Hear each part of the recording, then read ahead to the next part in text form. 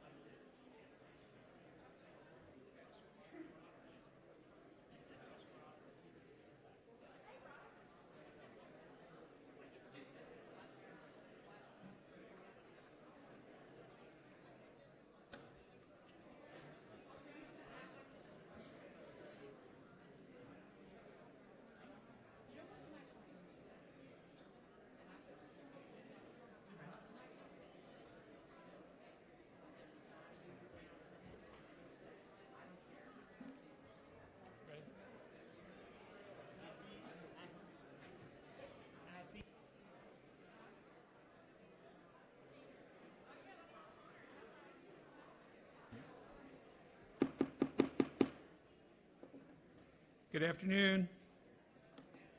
I'd like to call this work session to order. If the County Council could turn to page 3, and if the Director of Department of Corrections, Ms. Gail Watts, Bill 50-19, page 3.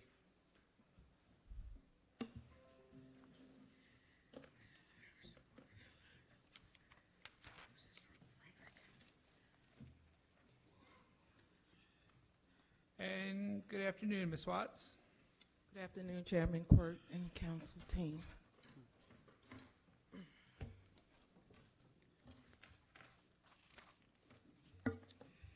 The Department of Corrections is requesting Council approval to accept a grant from the Governor's Office of Crime and Control Prevention for the RSAT State Prisoners Grant Program. The grant will provide funds for an aftercare coordinator in the amount of $33,000. A cash match will also be provided for a peer recovery specialist in the amount of $11,000. Funds are available for the cash match from the Department of Corrections commissary account. The Department of Corrections currently operates a 45-bed therapeutic community and aftercare program for the chemically dependent male inmates sentenced to the Baltimore County Detention Center. These services are currently being provided under contract by Gaudensia. The grant funds will provide for an aftercare coordinator who will transition participants into community programs upon release, whereas the peer recovery specialist will use knowledge from lived experiences to encourage participants and family members towards recovery.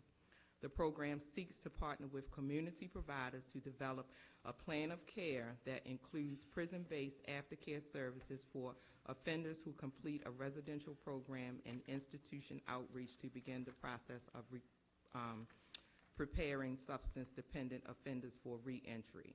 The approved ability to ensure continuity of care from prison to community treatment programs is likely to ensure that treatment gains in prison will not be undermined upon reentry into the community. Great. Any questions or comments from the council? I have one. Councilwoman Bevan. Thank you, Mr. Chair. Good afternoon, Ms. Watts. Good afternoon. I was wondering if you could just be more specific about when you talk about an inmate's history of substance use. Does that include like cannabis or alcohol? Well, when every inmate that comes into the detention center goes through a substance abuse intake process where a series of questions are asked. So there is a long list of drug and alcohol questions that has caused their behavior to warrant incarceration.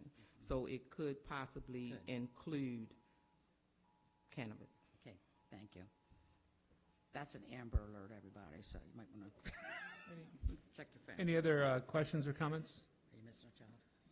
All right, thank you, Ms. Watts. Appreciate it. Thank you. I'd next like to call up Waxy. our director, Ed Blades, Office of Budget and Finance, Council, page 10, and this is fiscal contract 1. Mr. Blades. Mr. Chairman, members of council, the administration is bringing forward a contract for approval with Towson Economy Auto Rental Incorporated. This is a competitively bid contract to provide automobile rentals to individuals whose vehicles were damaged by county vehicles in traffic accidents or other negligence. This is a 1-year contract with 4 one-year renewals. The maximum compensation for the entire term is $75,000. Questions or comments? Councilman Patoka. Yes, Mr. Blades. So is this a contingency fund? So if we don't reach that $75,000 threshold, the funds are returned to the general fund? This is actually used, it's the 28 fund. It's our self-insurance fund as the funding source. And this is just when we hit that $75,000 threshold, we have to come back to the council for either approval of an extension or an increase in the amount. So once the dollars are encumbered, it would continue on into the next fiscal year? Yeah, yes, it'll be for each fiscal year, the maximum in all 5 years total is $75,000 that can be spent. I see. Thank you. Any other questions or comments? All right, thank you, Mr. Blades. All right, now if the council could turn to page 7, let's look at Bill 52-19, Councilwoman Bevins. Thank you, Mr. Chair.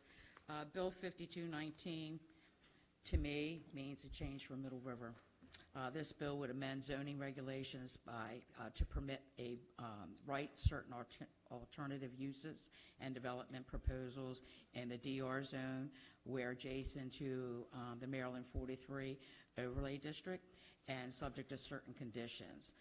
This is actually, I'll make it short since I know we have a very long agenda today. This basically is going to take a piece of property where by right over 200 homes could be built and is now going to be could be turned into a recreational park for the community. You know, I've been in office for 9 years, and the biggest complaint that I've heard from folks in my district is we have to run to White Marsh, we have to run to Towson, we have to run to Catonsville, we have to take our kids to different places. Why don't we have a place to recreate here in the Middle River area? And this is an opportunity to do that and to have traveling teams come visit our part of town. There'll be an aquatic pool there. There will be several fields. It will be active during the week and on the weekend as well. I do have the support of the Essex Middle River Civic Council for this project, as well as the Essex Middle River Chesapeake Chamber. And of course, change is always hard for communities, and this is going to be one of those projects that's, you know, about change. This is where the Campbell Boulevard, if you're familiar with the area, the Campbell Boulevard has been extended all the way from Bird River, and by the time it's extended to its fullest, it will go to Philadelphia Road. And of course, we want to have a great use for that roadway, and I hope that my colleagues will support me on this great effort. The developer worked with the community for months and months, if not a year. At some point, they took out over 100 dorm millennial apartments. They took out the townhomes. They put in cottages, and they really worked with the community. So for me, this is a dream come true for the Middle River area, and I hope I'll have your support. Any, Councilman Patoka? Yes, Councilwoman Bevins, my old friend Bob Bendler gave me a tour of the area and showed me what's been proposed, and I applaud you for trying to create recreational opportunities in your district. I think many districts and many areas throughout Baltimore County really do not have enough areas for our young people and all ages to have good recreational opportunities. So I think we're headed in the right direction in your neck of the woods. Thank you, Councilman. I appreciate that. Any other questions or comments?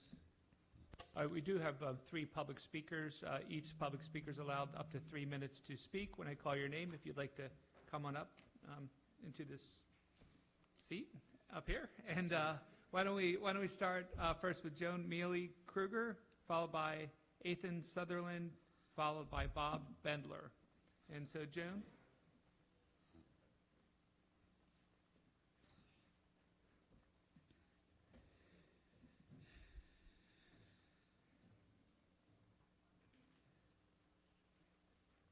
And good afternoon.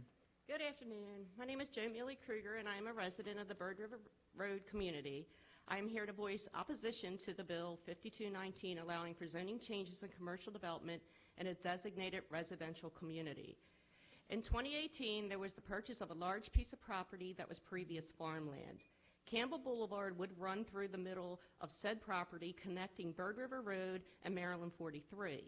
The new property owner stated that the county had approached him to purchase the land, and he did. The land is currently zoned DR 3.5, and the property is for the proposed sports complex. Bill 5219 was written to accommodate a very particular group, the commercial developer.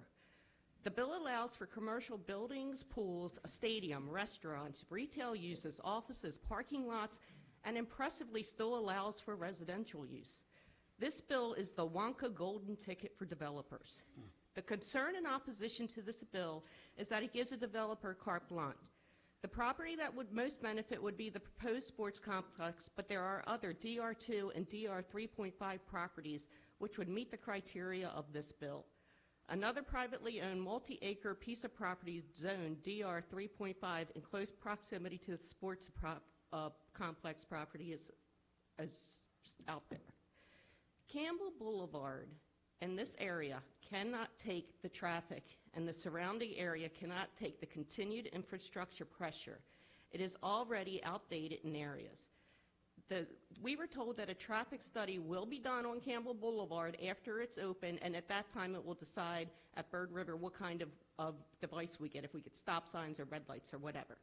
We have a pumping station that continuously reeks. It smells on our whole neighborhood. We flood from stormwater runoff. We don't have adequate water sources. On Saturday, if everyone's washing their car, it's a joke. We have no water pressure. I have nothing against 8th and Sutherland. The guy is a nice guy. I have seen his, but he will answer any question. But the problem is, this started out very small. He now wants to add a 5,000-seat arena. To put it in perspective, UMBC has a stadium that's 4,000 feet on a college campus.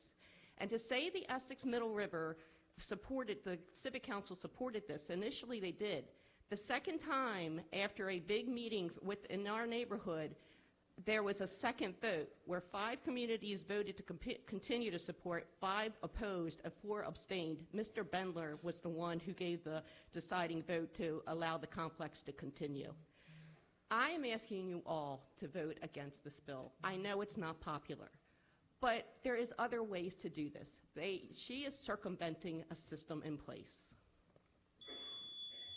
Is that she, me? Thank you. Our next speaker is 8th and Sutherland, followed by Bob We can build Bendler. 260 houses.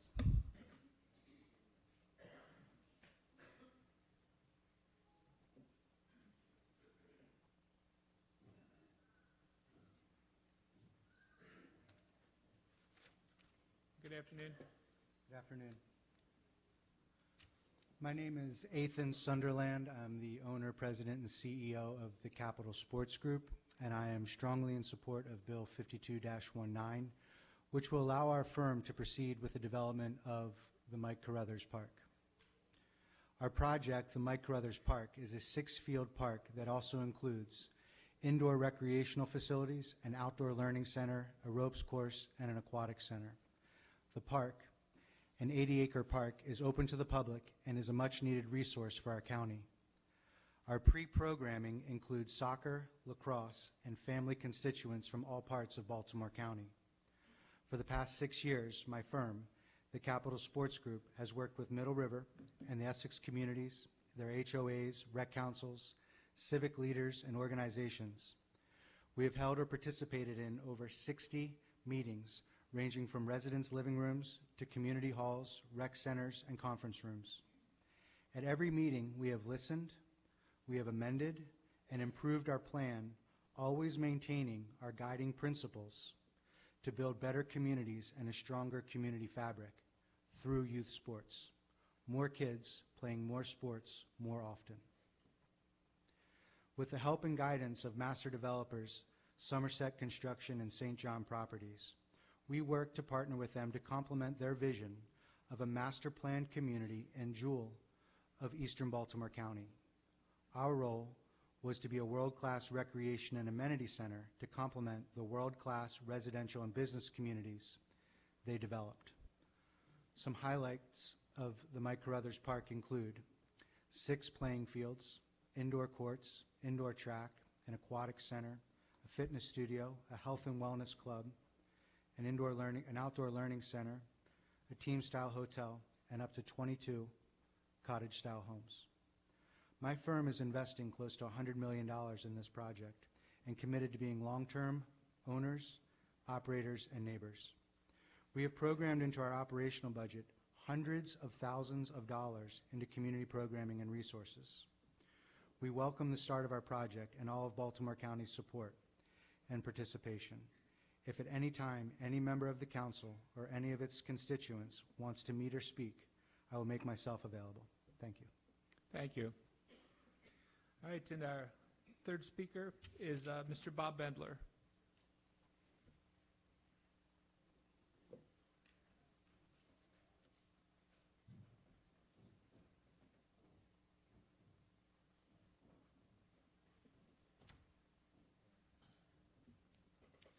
Good afternoon. Thank you. Mr. Chairman, members of the County Council. My name is Bob Bendler, and I am the president of the Essex Middle River Civic Council, which has membership of over 20 community associations throughout the Essex Middle River area. I'm also the co-chairman of the Middle River Growth Area Roundtable, which this project falls within the jurisdiction of. Both of those organizations support this project. They see it as a benefit to the community, and they see it as a wonderful alternative to the 260 homes that 3.5 zoning would allow for this land. We believe those homes would have a much greater negative impact on the environment and the communities than this facility would. In fact, this facility would be a positive with regard to the environment. They will meet all of the requirements for stormwater management and will provide more green space than any development possibly could if it involved substantial housing.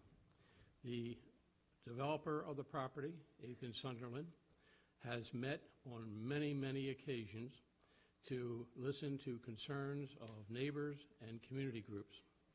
He has made many changes along the way, none the least of which has been the removal of the townhouses, and secondly, the removal of the complex, the apartments, excuse me. Consequently, its impact is lessened even more. He's also made changes to the road configuration that should also have a positive impact on the flow of traffic. There was an organization who was a member of the Essex Middle River Civic Council who voiced concerns about this project, and that group, which I will read here from their minutes, the Bird River Road Neighborhood Association Board of Directors has decided not to support or oppose the sports complex. The immediate community is divided, and it would be irresponsible to speak for a community that is faced with a change to land and the surrounding area. So the organization who expressed the original opposition has basically taken a neutral position. So consequently, I believe that this project, in the end, will benefit the very community who had a concern, but it will tremendously benefit Eastern Baltimore County as well as countywide. Thank you very much. Thank you. Thank you, Bob. Tom, Yes, Councilman Patoka? just a comment for Mr. Bendler. Mr. Bendler? So, Mr. Bendler, yes. You were Deputy Director of Planning for Baltimore County, correct? I was. And you were Deputy Director of the Department of Recreation and Parks for Baltimore County. I was. So I just want to point this out because I think Mr. Bendler not only speaks with the voice of a leader of an umbrella community group, but also with a level of professional expertise as well. So Great. thank you, Mr. Bendler. Thank you. Thank you, Councilman Patuka.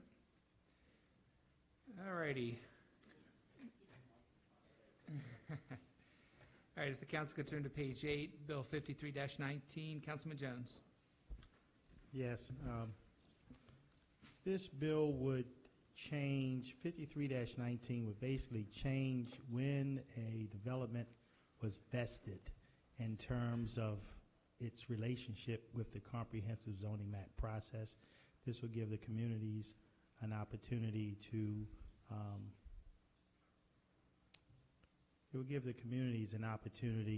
to weigh in terms of moving forward. It would give the comprehensive zoning map process more teeth, if you will. And the secretary want to go in and say any more about the bill, that'll be fine. If you'd like, Mr. Jones, the way the law is currently written, if a development plan, if a concept plan filing as part of an overall residential development project is filed prior to September 1 of the year of the zoning of the CZMP, which is when it begins. For example, this year it's September 1 of 19. If the concept plan is filed prior to that date, and then the development can proceed through the review and approval process during the CZMP year-long process. And if they complete that process and vest prior to the implementation of the maps next August, they would not be subject to a potential rezoning of that property during that period. This bill would make that trigger, if you will, rather than the concept plan filing, it would make the trigger HOH, hearing officer's hearing, approval by the administrative law judge. So it would, although a concept plan may have been filed prior to that date, if the approval wasn't obtained by the ALJ for the HOH before that September 1 date that the CZMP started, then they would not be able to continue that process and potentially vest, and they would then be subject potentially to the new zoning if there was new zoning on that property. Of course, it would have to be an issue as well to even be applicable. Thank you.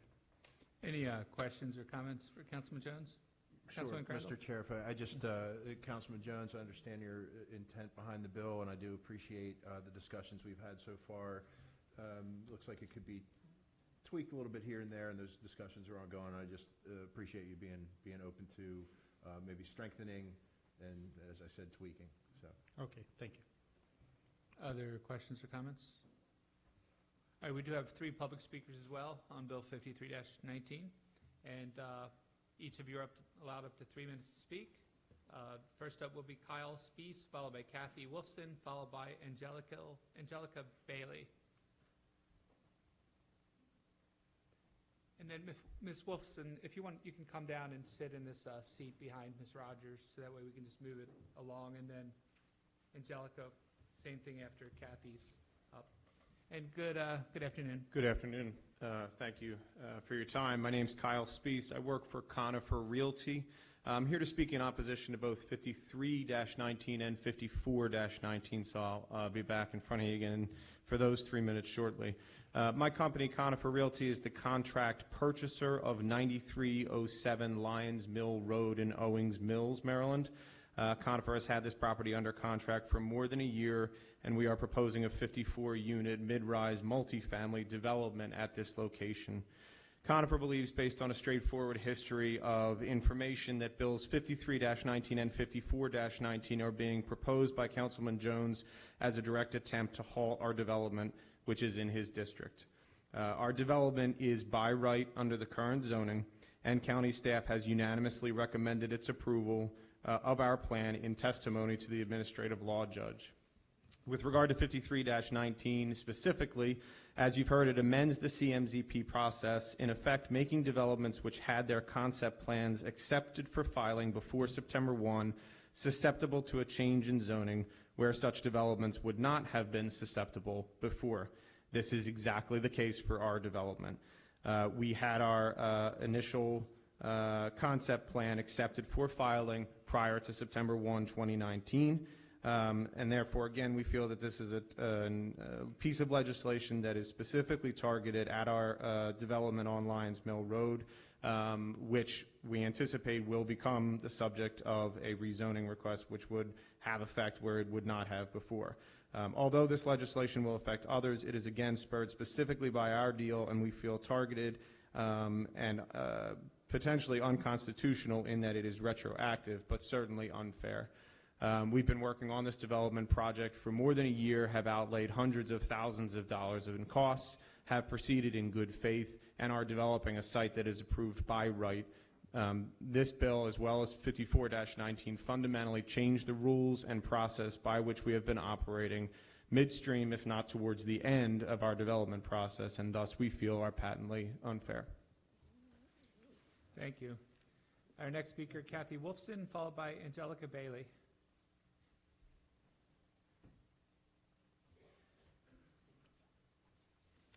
Good afternoon. My name's Kathy Wolfson. I live on Dogwood Road. I'm in District 4, Windsor Mill.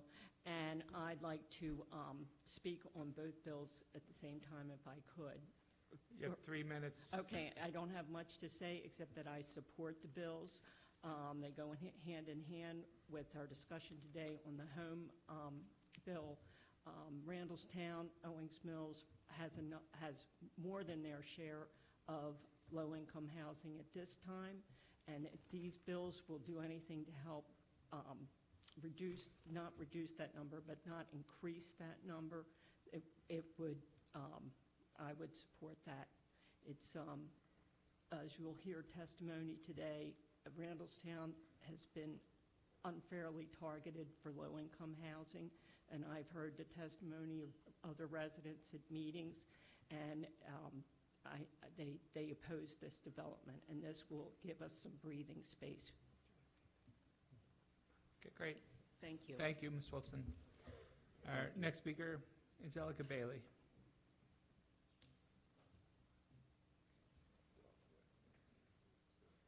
And good afternoon.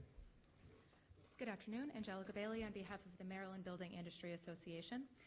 The Secretary's summary was exactly right, and the current policy has been consistent and relied upon, which, as we know, is very important to the building industry. And as we know, CZMP is a lengthy process. As it should be, it takes time to get things right. And this bill may have been aimed at a specific project, but it would be a significant and unreasonable change with broad and unintended consequences for many more projects, especially those that would vest before CZMP concludes. We think this change would be unfair, especially because it would be applied retroactively and would negate the significant financial investment that has already been put into projects at that point. And so for these reasons, we ask that the council vote no on this bill. Happy to answer any questions. Any questions? Everybody good? Thank you. Thank you. All righty. Moving forward, if the council could turn to page 9, Bill 54-19, Councilman Jones. Bill 54-19 basically says that if a property is going to be built within a school, within a mile of a school that is already at 105% capacity, we are limiting the size of that building so as not to add additional burdens on an already overcrowded school. Any questions or comments for Councilman Jones? Councilman Patoka? Just want to add that we should consider moving forward to look at adjacent school districts as well and their capacity because they relate to one another. Okay, thank you. Councilman Couch? Did the research on the proposal show that, in essence, the number of students that would be living in this development would push the school above the 115% margin for being overcrowded? I'm not sure if it would push it above 115%. We're drawing a line at 105%. Okay, that's fine. Any other questions or comments? Well, we do have 2 public speakers, but I think Kathy Wolfson said what she wanted to with the last bill. So I think we have 1 public speaker, Mr. Kyle Spees.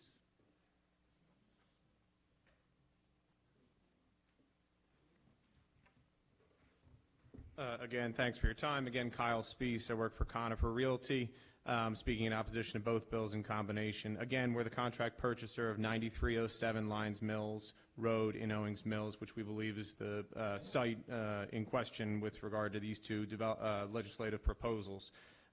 We are proposing, again, a 54-unit mid-rise multifamily development that happens to be more than 35 feet in height.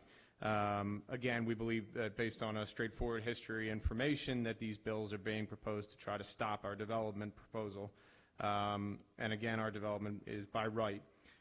This piece of legislation in particular, 54-19, limits the height of residential developments on a site of a certain acreage within a certain distance of a Tier 2 growth area within a certain mileage of a public school that is itself at a certain level of capacity.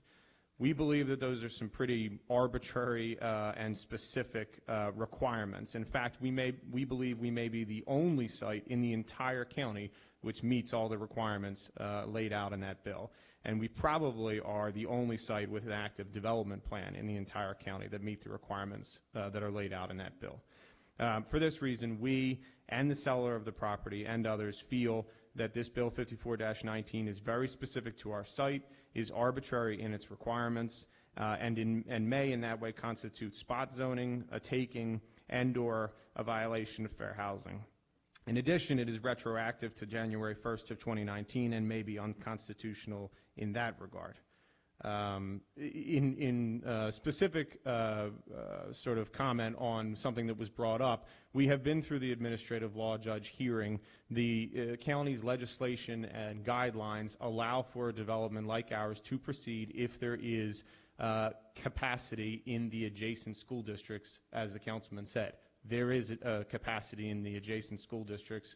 The adjacent elementary schools have capacity. The middle school and high school where we are proposed in our district have plenty of capacity. So in this way, before the administrative law judge, we satisfied our requirements with regard to school overcrowding.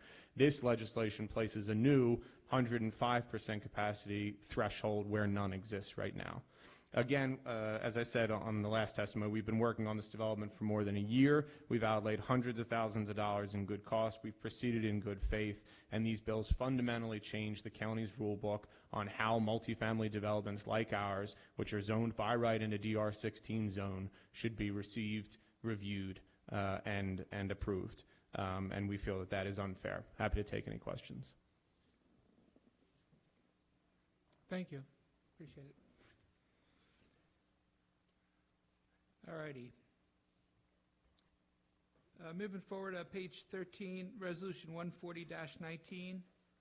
This is my resolution. We've already voted on this. This is for the first A&E district in Catonsville for Baltimore County. And this is the minor tweaking, a few needed details that we need to incorporate to really put this through prime time. I did want to thank the County Executive's Office for their great work in this effort for the first A&E district in Catonsville, and hopefully one of several others to come. And any questions or comments from the council? Everybody good? All righty.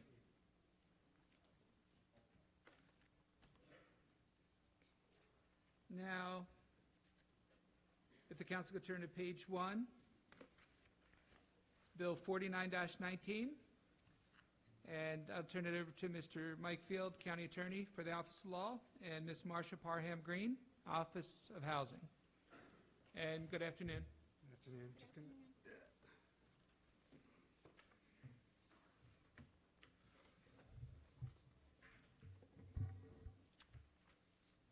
Well, thank you, Mr. Chairman and members of the County Council. The administration has introduced Bill 4919, which we're naming the HOME Act this year. This legislation makes changes to the county's fair housing statute. We already prohibit discrimination in housing based on race, creed, religion, color, sex, age, national origin, marital status, sexual orientation, gender identity or expression, and status as a veteran. Those last two changes are changes we made fairly recently, or the council did, or physical and mental disability. Bill 4919 adds source of income to the list. It's worth noting that there have been times in our history when it was legal and commonplace to refuse housing to someone because of the color of their skin or their religion or because they use a wheelchair. The county created the Fair Housing Statutes to protect residents from these types of discrimination. This bill presents an opportunity to expand its protections to another class of individuals who have faced discrimination. Under the bill, source of income is defined as any lawful source of money paid directly or indirectly to or on behalf of a renter or buyer of housing, and it is specified to include income from a lawful occupation, federal, state, or local public assistance, including medical assistance, disability benefits, veterans benefits, and housing and rental subsidies, gifts and inheritance, a pension, annuity, alimony, child support, or other consideration or benefits, or the sale or pledge of property or an interest in property. The bill would not prohibit a seller or landlord from verifying the ability of a potential buyer or renter to make lawful payments. A seller or landlord would not be prohibited from refusing to consider income derived from criminal activity. A landlord can still run background checks and credit checks on potential tenants. They'd still be allowed to take reasonable steps to verify that the potential tenant is telling the truth when disclosing their lawful source of income. It's also important to put the bill into the proper context. Just to talk a little bit again about the voluntary compliance agreement that led to submitting this bill. People have been around the county for a long time, sort of knew that housing advocates had been looking at Baltimore County for a while with some concern about housing issues here in the county. And finally, on November 11th, 2011, several complainants, organizational complainants, Baltimore County branch of the NAACP, what was Baltimore Neighborhoods, Inc., and 3 county residents filed a complaint with the Federal Department of Housing and Urban Development, claiming that county practices had violated certain provisions of various fair housing laws, other federal statutes that impacted housing in Baltimore County. What happens is that HUD takes these original complaint and they sort of bust it down into component complaints, and I think it came down to a total of 32 separate complaints, which alleged that county policies had stymied the creation of affordable housing, that we had directed federal money in ways that, while perhaps legal, were not really what was intended for the purpose of affording what's called affirmatively furthering fair housing. The county, you know, if you've watched, we had a history of destroying affordable housing that created kind of a crunch on affordable housing for people who needed it in Baltimore County. And again, this all sort of goes to this idea that the county failed to affirmatively further fair housing, which is a requirement under federal law when we take federal money for the various projects for which we take it. So the complaint was that these actions, and in some cases inactions, led to concentrated areas of poverty within the county. They had disproportionately affected large families, minorities, and individuals with disabilities, and all of those were represented by the individual complainants in the case. What happens is it started off as an administrative process where HUD was kind of simultaneously investigating the county while the county was involved in a conciliation process, which involved 4 years of meetings with HUD, both in the county and in their offices in various places. The county, of course, never admitted liability during these 4 years, but in the end of it, the county did sign what was called a conciliation agreement, voluntary compliance agreement, which had several components, and the council has heard about a few of them.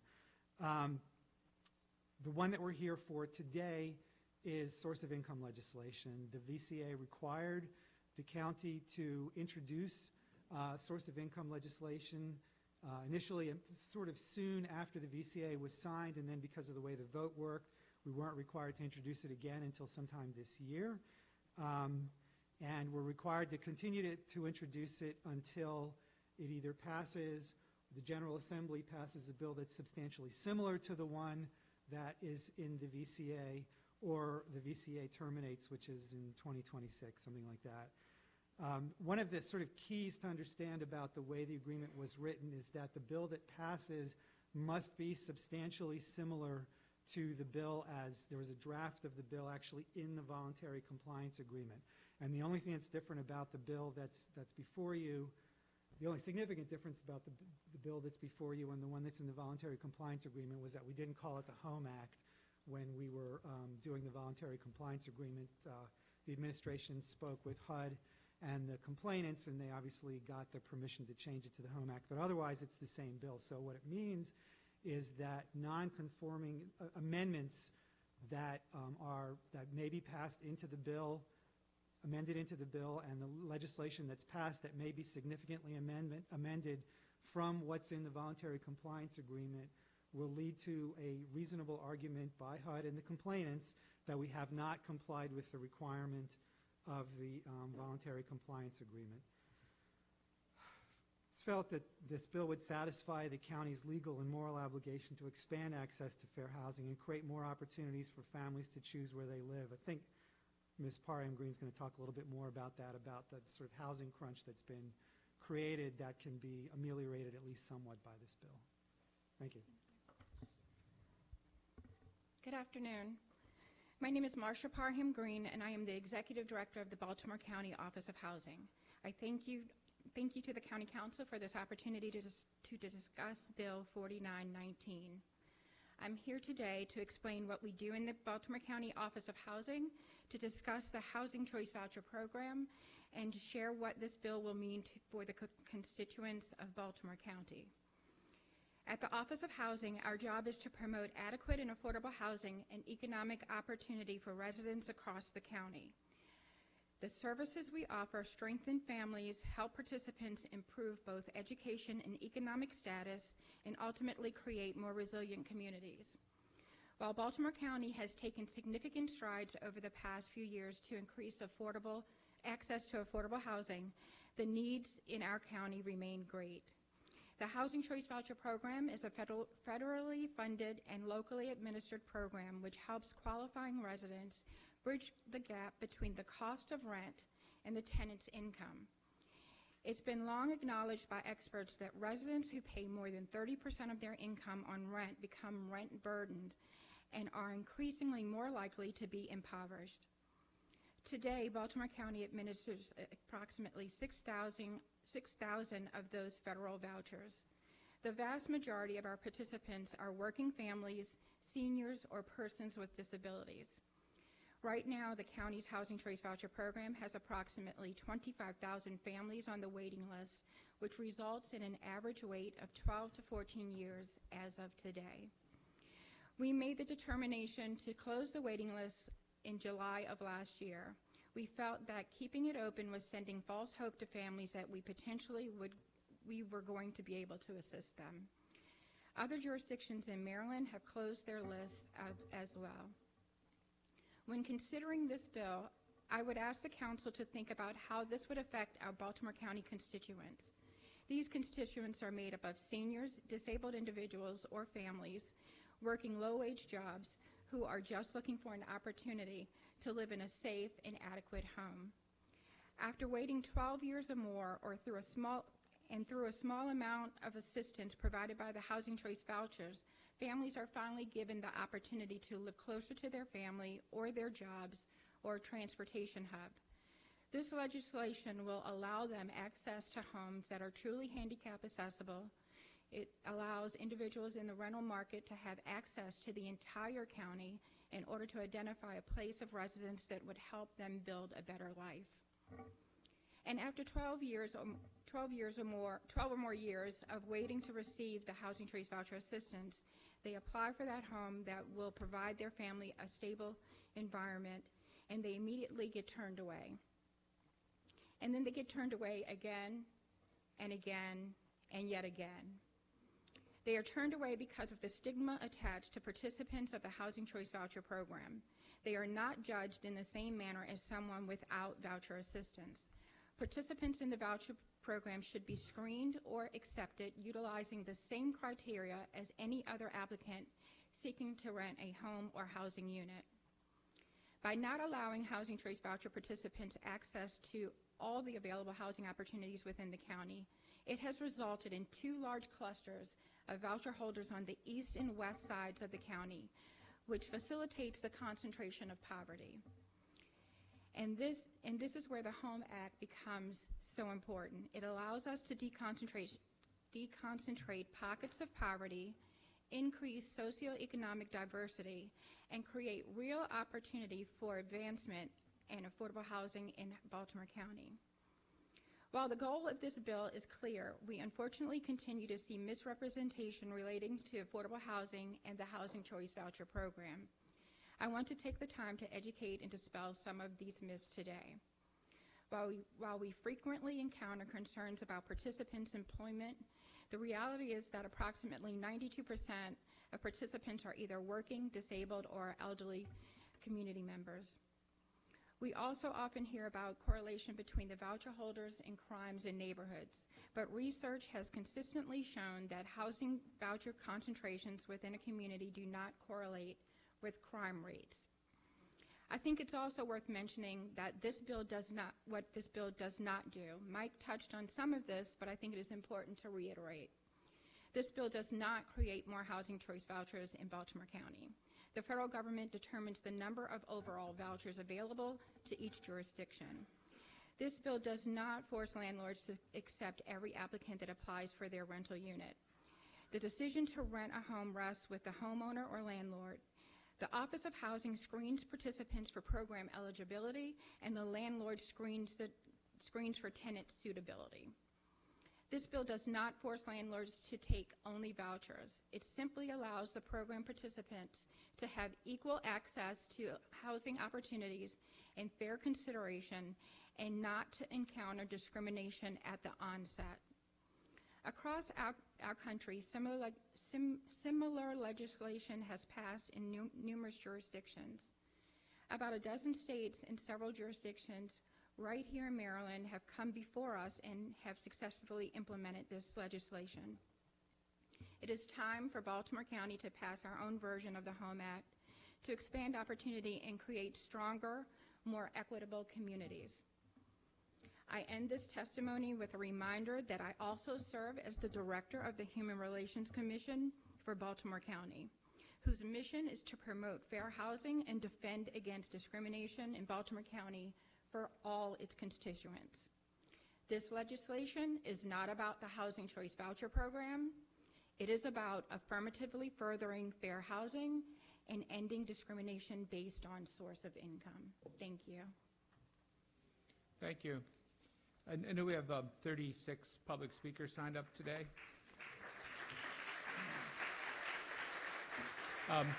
Before we get into the public speakers, and I think just to move everything along, we'll try to keep our applause to a minimum, but did the County Council have any questions or comments for Mr. Field or Ms. Parham Green?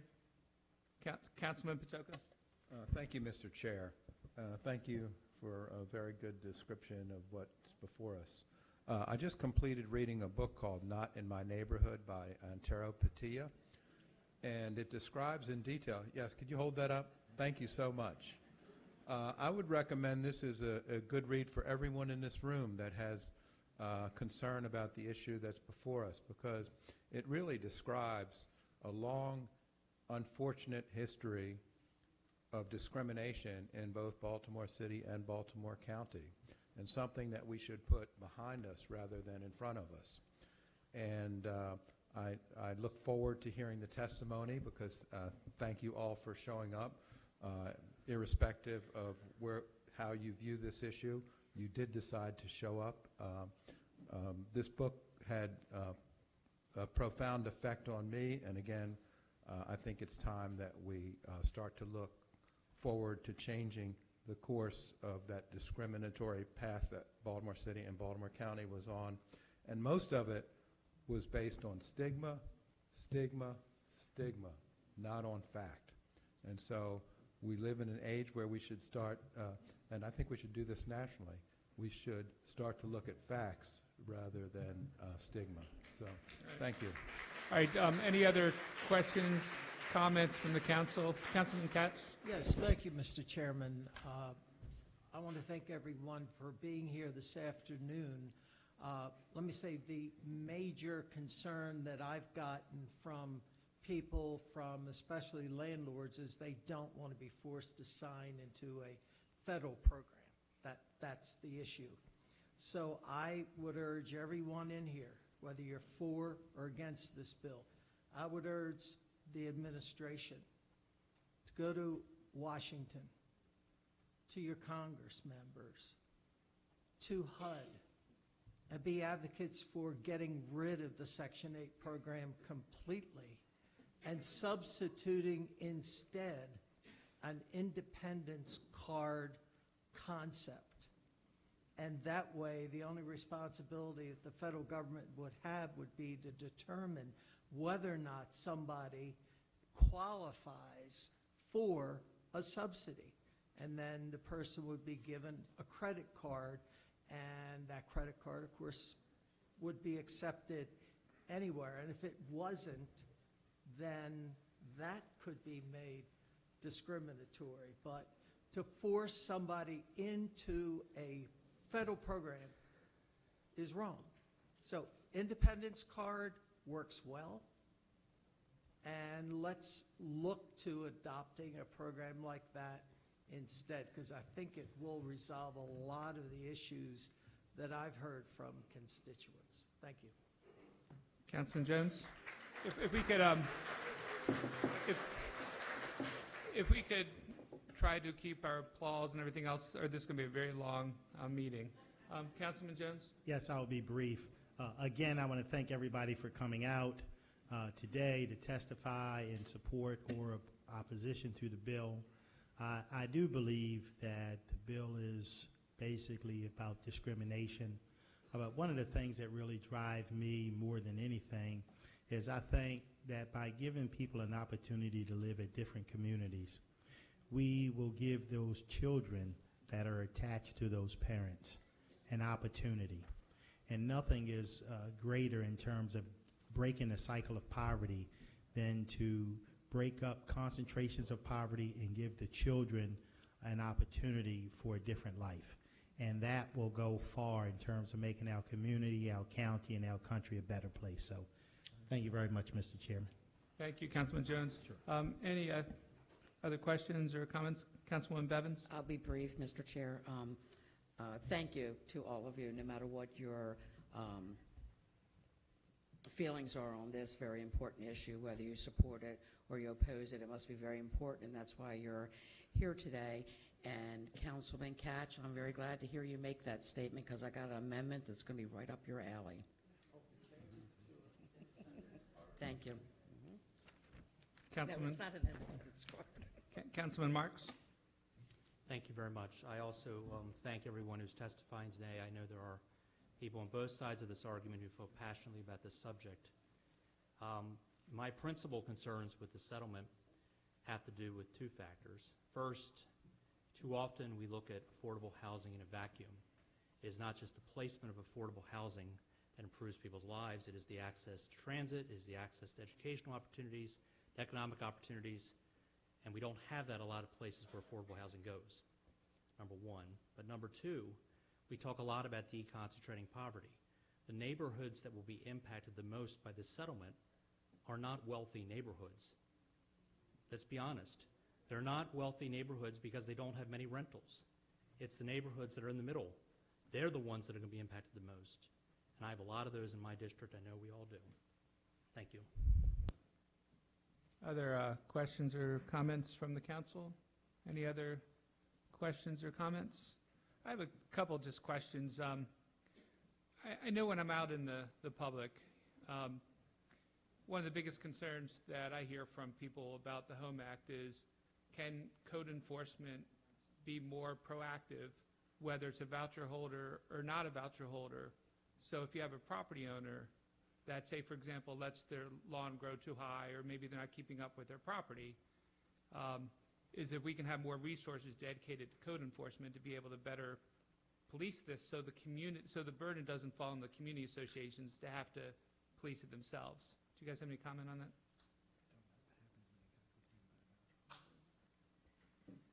So currently, code enforcement complaints are investigated based on a complaint. The code enforcement officers do not drive around and cite properties. So if there were additional resources, that is something that can be visited. But if currently under the voucher program, if we receive a complaint about a property, we immediately send an inspector out to address that issue. Do you have your own inspectors, or do you actually call code enforcement? We have 7 inspectors that live in code enforcement. They are part of the Housing Choice, they are specifically for the Housing Choice Voucher Yes. Program, but they are a part of permits and inspections. Did you get a lot of complaints or issues? We do not. Ms. Rogers? Chairman Quirk, I'd like to reiterate that a little bit. The 7 inspectors that are for the voucher program are exclusively for that program. But in general, I know the statement was not just the voucher program, but code enforcement in general. And that is one of our issues. I know that Mr. Melanoff is working very diligently to deal with code violations just in general, separate and apart from the voucher program, which of course is administered by Marcia's group in conjunction with Mr. Melanoff's group, the 7 inspectors that do that. But it is a concern for us, especially about working with landlords who are not exercising due diligence with respect to their properties. So I want you to know, well, council members to know that that's high on our radar, and Mr. Melanoff and his team is looking, at ways to, address that more aggressively. And that's what I would suggest. I know I've been talking to the county executive, who seems very, very amenable to listening to different concerns and issues that we've received from real life constituents. Is if it's just complaint driven, the burden falls disproportionately on the community associations and the communities that are engaged to constantly report and then constantly follow up to make sure it's done. If it's proactive, I think that would go a long way toward addressing some of the legitimate concerns, I think, that are out there, whether it's voucher or not voucher. So that's one question. Another question is, can you talk to me a little bit about portability of vouchers? How does that work? What does that mean? Portability voucher, all the tenant-based vouchers are considered portable, meaning that they can be utilized in any jurisdiction that has a voucher program. So a voucher that is issued by the Baltimore County Office of Housing can be utilized in any state or jurisdiction across the country if the family so chooses to leave Baltimore County. And so question on that one, say for example, if somebody has a voucher, maybe not in Baltimore County, but they want to be able to port it into Baltimore County, does that come out of the pool of fixed funds that we have for our voucher program, or does that come out of the neighboring counties' pool of funds? It comes out of the issuing jurisdiction. So whoever issued the jurisdiction, Correct. That's where we continue? They continue. We have a billing arrangement. We pay the landlord, and they reimburse us, in addition to an administrative fee for providing that service. Is there an expiration? For example, say there was a voucher that was ported, and say the person lived in the county for X number of years. Does that eventually expire, or does that always stay that way from the point of time where the voucher was issued? It continues under that arrangement until one of two things happen. The person leaves Baltimore County, or Baltimore County makes the decision to absorb that voucher into their program. Okay. Another question, too, is I know, what's the total pot of money we have for vouchers right now with our federal funds and everything else? What is it? The current budget for the housing assistance payment is $73 million. Okay, so $73 million, and how many vouchers are in the county? Active vouchers in the county is approximately 5,600 vouchers, somewhere, rough number. Okay, and so what's the average voucher per participant, roughly? I'm sorry, I don't understand. What is the average amount of voucher per participant in the county? I don't quote me on this, but I believe the last time we ran the numbers was somewhere around $936. Okay.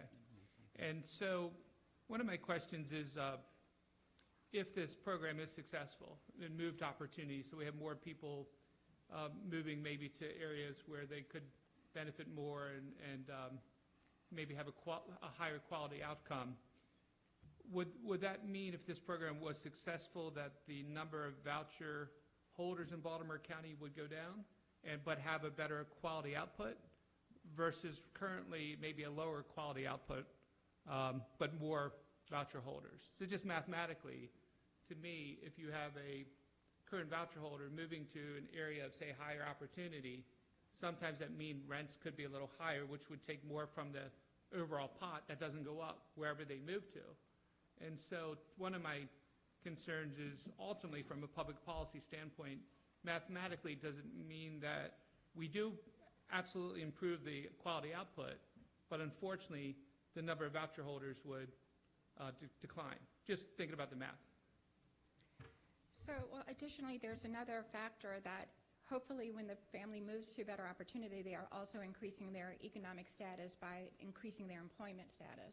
So the more income they have coming into the household, and the more opportunity for income coming into the household for other family members other than the head of household, then we will be paying less, which means that we could potentially redistribute that money to other voucher holders that are on the waiting list. And again, we have families whose economic status changes on a daily basis. We promote employment, improving employment, and working with the families so that everyone in the household will be able to be gainfully employed. So on the surface, yes, it appears that way, but it doesn't work out that way. Additionally, HUD will reimburse us for any monies that we spend or any money that's anticipated that we spend.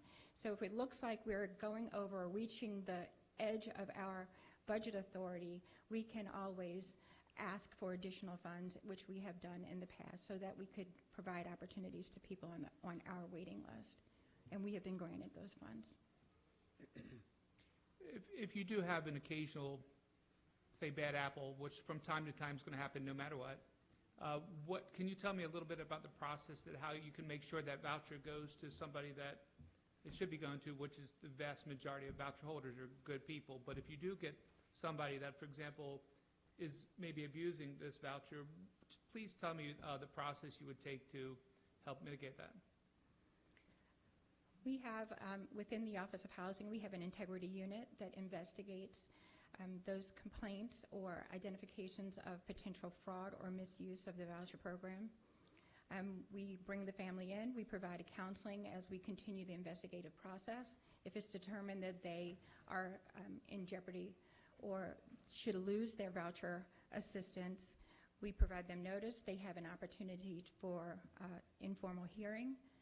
The hearing officer, if they ask for the hearing and the hearing officer determines that they are going to uphold the decision of the Baltimore County Office of Housing, which happens more often than not, because we are so diligent about providing facts to the hearing officers in advance, at the hearings, the voucher holder relinquishes the voucher, and it goes back into the pool for us to reissue.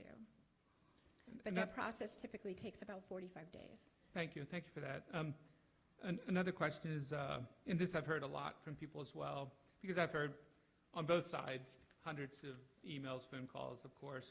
And one issue I've heard a fair amount from community leaders in particular is the concern that sometimes, say a family moves into a house, and suddenly now there's 3 or 4 families in the same house versus the family that originally moved in, and then the code enforcement really doesn't go after the non-related issue that we have in the books often. Do you have any response for that? At the most, in my 7.5 years, I have never had an opportunity to have a family that had more than one family living in the residence. There has been times when there is a unauthorized resident, maybe one person, but not 3 and 4 families. But when there is an unauthorized occupant that is not on the voucher, we send an inspector out, and we also go through that investigative process. We look to make sure that we have all our facts, and then we bring that family in through that integrity unit process, and we deal with that family. And I recognize this is not just a voucher issue, this is also a non-voucher issue, so this is cross-cutting, and some of it admittedly is code enforcement and how proactive or how more complaint-driven code enforcement can be, and so I understand that. Other questions or comments, Councilman Jones? Just a couple. Let's back up for a minute if I could. When we talk about this legislation, who else is included in this legislation that are having problems today in terms of finding rental properties? Anyone that is using a source of income other than income from employment.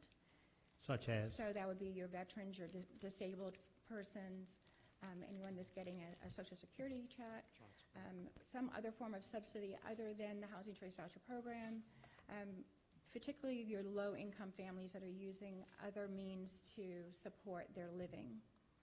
I didn't hear you say alimony? Yes, alimony, child support, I'm sorry. Child support? Child support? Yes. Okay. So I guess the other thing is, I guess people in my community, one of the things that I tell people all the time, and this goes to what the chairman was saying, it doesn't really matter how somebody pay their rent.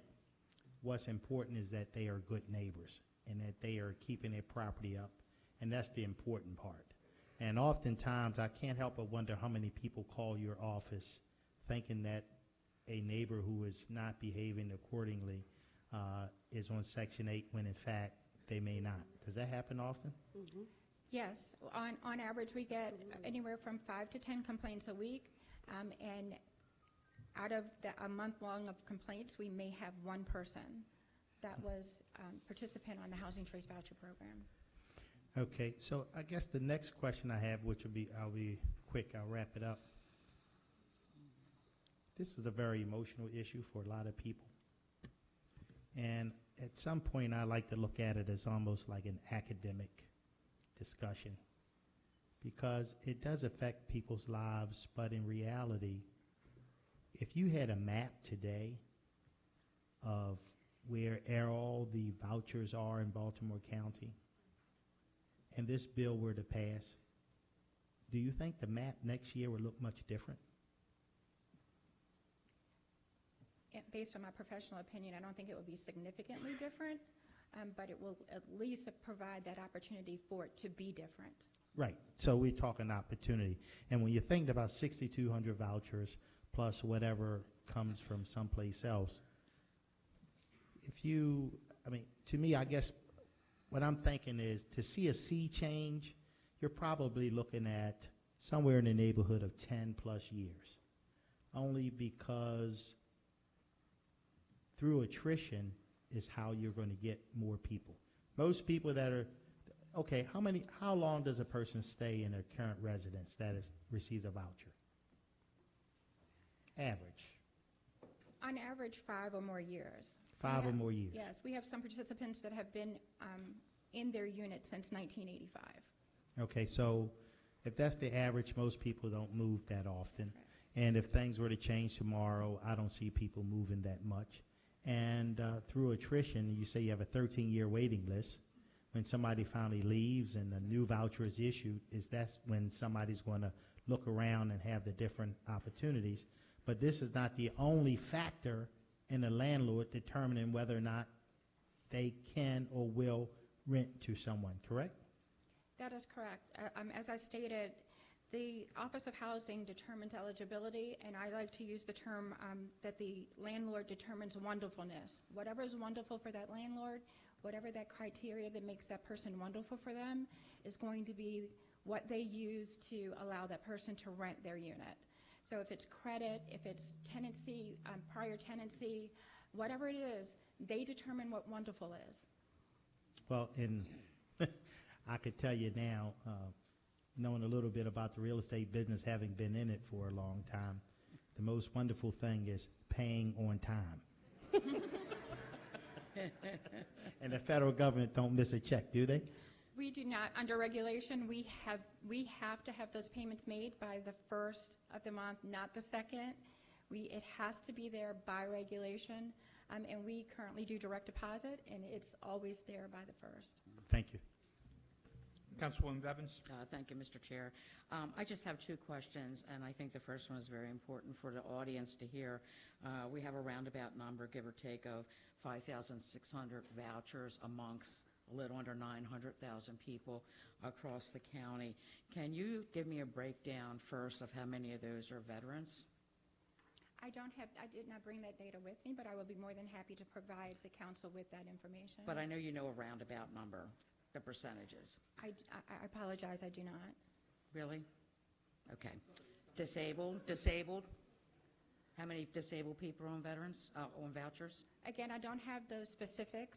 We group them in a group of working families, disabled, and veterans, but I will be more than happy to provide the council with those specific numbers. Okay, I think it would have been really important to have today, so people know that, people that have fought for this country have vouchers. Senior citizens have vouchers, and people with disabilities have vouchers. I thought that would be a very important issue to have the audience hear. My second question is, how has similar legislation impacted other jurisdictions?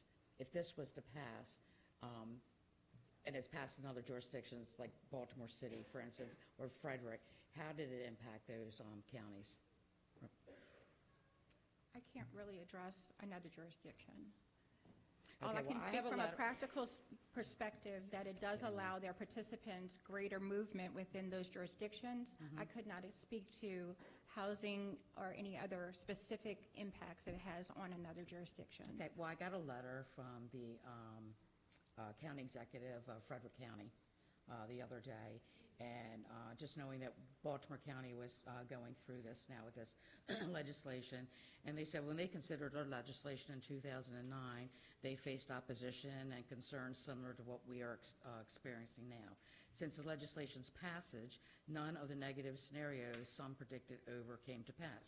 Landlords did not flee to other jurisdictions, crime did not increase, and our constituents' quality of life did not decrease. The county implemented the law without any issues. In fact, our growing community, we now have more rental housing, including affordable workforce housing. Crime has decreased. Our quality of life remains high. Our communities were strengthened through increased diversity and opportunity, and our goal in Frederick County is to ensure that everyone can share in our community's prosperity. And I thought that was very interesting for them to share how this affected their county. Thank you. I was just curious to how many others that we were aware of. I only got a letter from Frederick I have County. not heard any negative comments from any of the other jurisdictions that have it. Okay, But I thank you. couldn't give you specifics on the impact. Okay, Mr. Field, the code already says whether the person is acting for monetary gain or not, a person may not engage in discrimination by representing that the existing or potential, no, I wrote the wrong one. The code basically already says that we cannot discriminate based on race, creed, religion, physical or mental disability, disabilities in there, color, sex, national origin, age, sexual orientation, gender, identity or expression, status as a veteran. Those two things were already in the code. Why is this needed for disabled and veterans if those are already in the code? Just to emphasize it, I mean, we took a comprehensive view of all the sources of income that have been impacted, where people say, it's obviously easier to say, I'm not going to take your money because of the source of it than it is to say, I'm not going to take it because you're a veteran or because you're disabled. So we needed to cover that. But we have protections in there against discriminating based if a person is a veteran. We did that. We passed that legislation. Or Right. disabled, correct? Okay. I mean, but there's no reason to eliminate it from this. The We're bigger not issue, saying eliminate it. right. It's already in the code. Absolutely, and I, Yeah. when I was testifying, it occurred to me that there might have been circumstances where a veteran was denied and, there wasn't a complaint to the Human Relations Commission. I don't know, but this is just another way of getting at that. Okay. It'll thank be you. an additional protection for the veterans. Can you talk to me about the process? Say, for example, a voucher holder alleges discrimination. Say this bill passes, a voucher holder alleges discrimination. What happens then? Like, what happens in the process? Well, I mean, what the law provides for is an investigation initially by the executive director, and then if they find that there's probable cause to believe that there's a violation, it moves to the commission, correct? And then the commission, again, what the law provides for is that the commission does its own investigation, and it issues, it goes through, I'm sure that there's a hearing. I mean, the truth is I don't know how much of this has occurred. I've been county attorney now for 8.5 years. I was down there once, really to introduce myself in 2011. So I don't think the Human Relations Commission actually gets a lot of complaints. But the commission has the ability to investigate it, and once they complete their investigation, and there's a hearing procedure and, all the usual due processes in the law, they can then issue a finding where they should be issuing the typical statement of facts and conclusions of law, and then under the law they can order the landlord to rent the property to the tenant who made the complaint if they find that there was a violation. And this commission is the Commission for The Human Relations Commission. Human Relations Yeah. Commission, and that's comprised of like these citizens council appointed. members. And Yeah, sure. I think we're 15 people. I brought my law, but it's over there. Right, and so they're staffed by the housing office right now. Is the Excuse me, the separate office in DSS. is there an appeal process? Yes, I think they can appeal it to the Board of Appeals. So it can be appealed to the Yeah. due process. Yeah. And then if the landlord, if the property owner doesn't comply, then the Human Relations Commission can ask the Office of Law to get injunctive relief. Other questions or comments from the council? Is everybody good? Before we go to public speakers, just want to make sure everybody's good. All righty. Well, thank you. Thank you. Appreciate it, Mr. Field. Thank you, Mrs. Parham Green. So now we're going to start the public speaker part of this. There are 36 public speakers. What I would just say, one, on the applause, I was almost thinking about what we can do. So maybe if you agree with somebody, instead of like clapping and taking lots more time, just raise your hand or a thumbs up or thumbs down. We'll get you. Believe me, or stand up. Or I think the applause will make this literally 4 hours versus an hour and a half. But I also like to stress, when you come up, if somebody said what you're about to say already, you can yield your time. You can stand up and say, what I really believe somebody said. So you don't have to come up. But if there's something you want to say, of course, each of you are allowed up to 3 minutes to speak. And then, so I'll call up the first speaker. They'll come up to I'll call it the speaker's desk. That's the speaker's desk. And then the second speaker will sit in the chair behind Ms. Rogers. And then I'll also tell you when you're getting close to being in line, so then you can go right up to the second chair so we can move this right along. Does that work? All right. So saying that, our first speaker today is Mr. Matt Hill, followed by Jill Williams.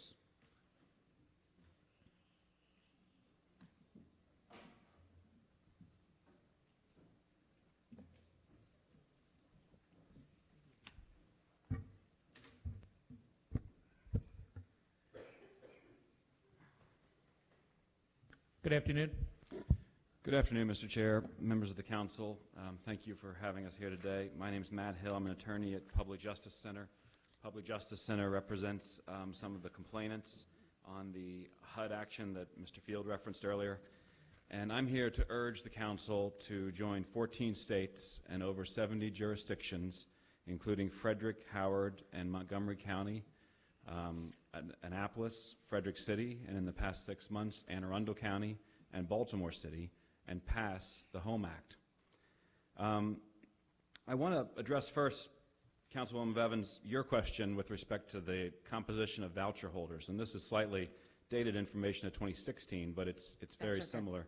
And that is that voucher holders in the county are comprised primarily of 32% seniors, 25% low-wage workers, and 30% persons with disabilities. So as Ms. Parham Green said, it is comprised, I think the tally is up to be over 70% seniors, families with children, and persons with disabilities.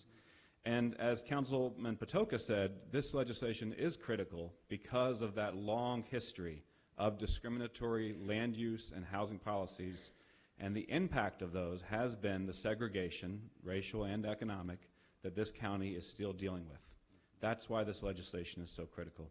The county's own report, the 2011 Analysis of Impediments, recommended that the state, the county, pass the HOME Act as one part, not the whole sum, but as one part of a strategy to counter that segregation and address discrimination.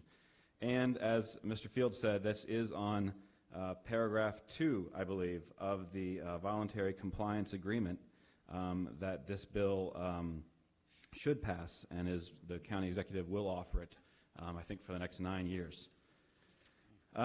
Also detailed on page 2 of my written testimony that this bill is about fair housing choice, and it is about children. And this is to your point, Councilman Jones, that we know from various studies that children who grow up in low poverty neighborhoods will, over the course of their lifetime, earn $302,000 more than their peers who grow up in high poverty neighborhoods.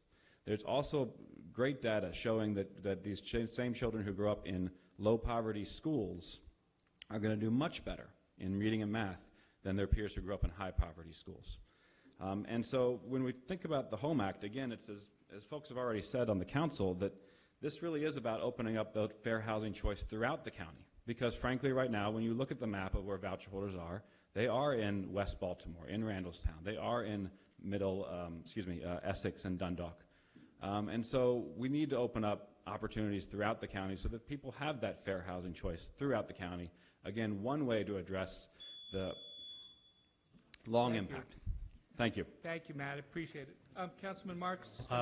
Two questions. You would agree with my first statement, I guess, that affordable housing needs to be connected to jobs, that those living in housing need to be connected to jobs, employment opportunities, educational opportunities, and so on. Correct? Yes, that would be nice. On your website, you said that the organization you represent says the HOME Act will help low-income families and individuals in Baltimore County connect to better jobs, schools, and housing. How does it expressly do that? I mean, by reading this legislation and what I understand the settlement, it's going to spread affordable housing throughout areas that aren't connected to bus lines. How does this expressly do that? So I'm glad you asked that, because it then gets me to address one of the points I couldn't make before, which is that there are some landlords in the county right now, large landlords, who will take vouchers in their lower income neighborhoods and not take it in the higher income neighborhoods that have better access to jobs, that have better school system, right? Better schools that perform better on tests. And so we're talking about making it equal. There's no different administrative burden from one neighborhood to another. The burden is, if it is the burden, the same. We're talking about eliminating that kind of discrimination that landlords are allowed to game the system right now. And by doing so, you're opening up opportunities in those neighborhoods where landlords currently don't take the vouchers, but do have access to good jobs, transportation, and schools. But if it's a wealthy neighborhood that has very few rentals, would you say it's less impacted by the settlement than neighborhoods that are right in the middle, like I was saying? A wealthy neighborhood with no rentals doesn't have the impacts that those neighborhoods right in the middle will have. Well, Councilman, I mean, we're definitely in favor of building more rental housing in those wealthy neighborhoods, if that's what the council would like to do. I bring it up. To be fair, I bring it up because a lot of emails I get are from neighborhoods that I don't think are going to be affected by this settlement. Councilman, your point's taken, but at the same time... It is a fair point. It is a fair point. It's a fair point, but then the answer is let's address the zoning issues that exclude affordable rental housing from those wealthy neighborhoods. It's called the URDL. Quick question, if I could, and then I'll get to Councilman Patoka, is when we're thinking about these families that have vouchers, do you know the statistic on what percentage are single moms with children? Not that granular, Councilman, no. Okay. I was just curious if anybody has that. But Councilman Patoka? Sure. Thank you for your testimony, and thank you, Mr. Chair. Just wanted to understand clearly what you said. You said that there is apartment owners that might own apartments on this part of the county and also own apartments on the other side of the county, and then they choose whether they will accept a voucher depending on geography? Is that what it is? Yes. And they're choosing that based on they don't want someone who has a certain source of income. They decide you cannot live in this part of the county. Is that what you're saying? Yes. Okay. I just want to make sure I understand that clearly. Thank you. All righty. All right. Well, thank you, Mr. Hill. Thank you. Oh, Councilman Jones? Yeah, this is for Mr. Hill as well as Ms. Parham.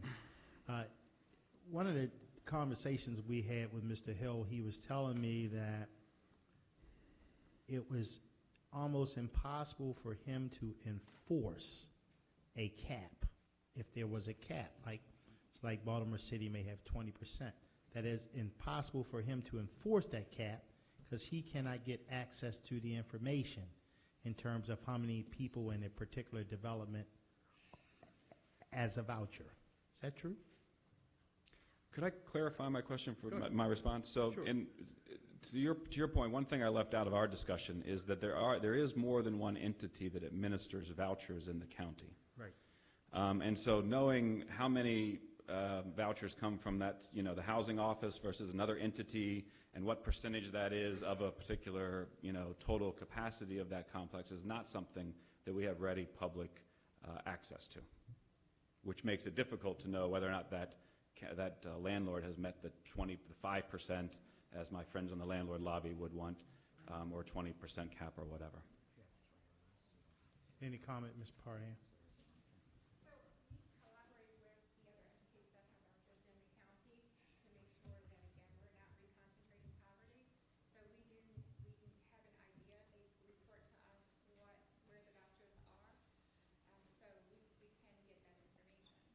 Is it available to others? Who asked?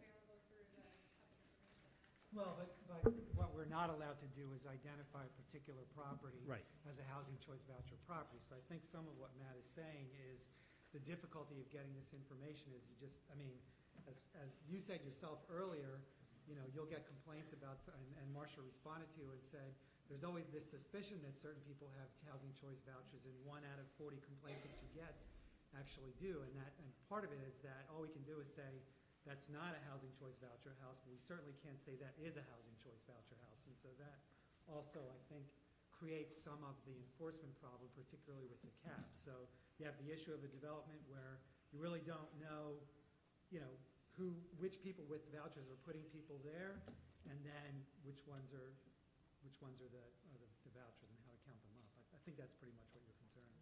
That is the concern. In addition to the fact that a cap is just morally inconsistent with any sort of fair housing law. I mean, we wouldn't take another protected class like race or gender and say, well, you can only have 5% black people in this complex.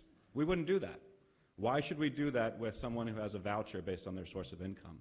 It's completely antithetical to the whole notion of civil rights. All righty. Well, we have 35 more speakers. Thank you, Mr. Hill. Thank you. Our next speaker is Jill Williams, followed by Nisha McCry. Did he say her name was Jill Williams? Jill Williams.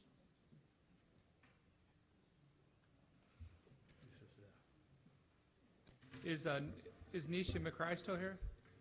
Is she coming? Okay. Okay, thanks. And good afternoon. Good afternoon. My name is Jill Williams, and I am a veteran of the U.S. Coast Guard. A few years ago, I was told by over 20 landlords in Baltimore County, you can't live here. We don't take vouchers, even from U.S. veterans. When I was a little girl, I was told that I couldn't attend the school in my neighborhood because of my race. Discrimination has moved from the color line to your source of income. It is appalling. I support a bill that has been introduced in Baltimore County that will stop landlords from discriminating based on someone's source of income. I am 61 years old. I served honorably in the U.S. Coast Guard from 1975 to 1981. I married my husband, an honorably discharged U.S. Army veteran. We raised a son. Later in life, my husband was diagnosed with cancer. I had to leave work to become his primary caretaker until he died. After his death, I had a stroke. With no income and the impact of the stroke, I did not have money to afford housing, and I became homeless for 10 years. Because of my service to this country, I received a special housing voucher several years ago for honorably discharged veterans called a VASH voucher. I was told that this voucher would let me live where I wanted to live, but that was very wrong. Once you receive your voucher, you only have a limited period of time to find a landlord who will accept your voucher. I also had to find an apartment without too many stairs because of my disability. I applied at over 20 locations in Baltimore County and paid 20 application fees, only to find that after paying $40 each, the word no. I presented myself each time with the hope that someone would look at me as a human being. Each time I was rejected, landlords said, "We don't take Section 8, or all of our Section 8 units are full." I had no criminal record. My credit was good.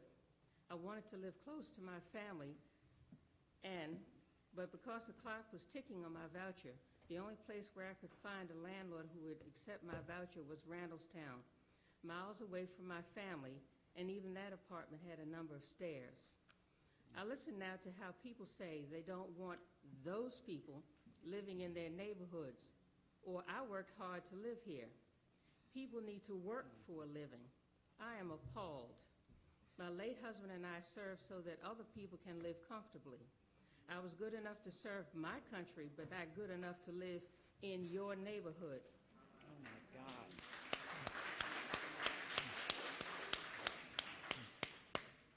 People have no idea what it's like to be homeless. When I received my voucher, I thought I saw the light at the end of the tunnel. Instead, I felt like a little girl again being told I couldn't attend a certain school. I am not alone. Most people with vouchers in Baltimore County are veterans, seniors, persons with disabilities. Many are wage earners who simply don't make enough money to afford an apartment in this county and need a voucher to help. You still pay 30% of your income toward the rent when you have a voucher. Baltimore County needs to wake up. Money is money. We banned the color line. Now it's time to stop landlords from discriminating based on someone's source of income. We are somebody. We're not our money. I'm a U.S. veteran. I signed onto the line to protect my fellow citizens, and I did so honorably. Honor the service of my fellow veterans and pass this bill. Thank you. And thank you for your service. Our next speaker, Nisha. Tom, can I have 1 second? Sure, Councilwoman Bevins. Miss Williams, I want to thank you for your service and your sacrifice that your husband made as well. How many here in the audience are against the HOME Act? Would you stand? Or put your hand up? Mm-hmm. Which one of you want to look at Miss Williams and tell her she can't live next door to you? Okay.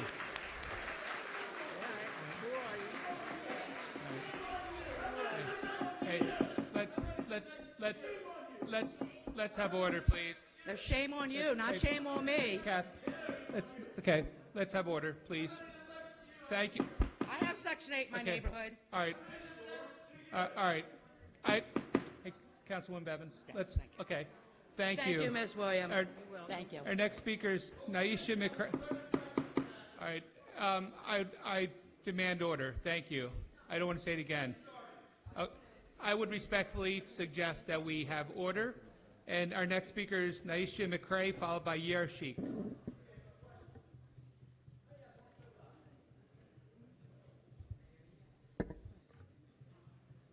And good afternoon, Ms. McCray. Ms. McCray? It's McCoy. Miss McCoy. Right. Good afternoon. Good afternoon. And if I could have everybody's attention, please. We have a speaker. My name is Naisha McCoy. I'm testifying in support of the HOME Act. I'm a voucher holder, and I have experienced source of income discrimination. I also was born with a disability called spina bifida, which affects my spine. That caused me to rely on a wheelchair to get around. In 2005, I broke my leg, and I was in a hospital and a recovery center for a year, and then I came off the waiting list for housing with a voucher. In my experience, not many landlords accept the housing in Baltimore County. I will call 4 or 5 landlords, or perhaps only one of those landlords would take the voucher. It's even harder with a wheelchair because there are not that many accessible units for a person with a physical disability. And however, I found one in Windsor Mill, that would accept my voucher. I later found a place in Randallstown where I live today, and one of out of only 12 that I called seeking a voucher at the time had an accessible unit. Only about 2 would consider accepting my voucher. Even in the apartment I live today is not very accessible to accommodate my wheelchair. There are very few options because of so many landlords rejecting Section 8 because the moment you say housing voucher, the moment you say Section 8 voucher. The council should pass this law to give persons with disabilities such as myself more opportunity to find accessible housing. This income discrimination is a lot like discrimination based on race or other minority status. It is like being told you can't live in a certain area because of being a minority. And it is wrong.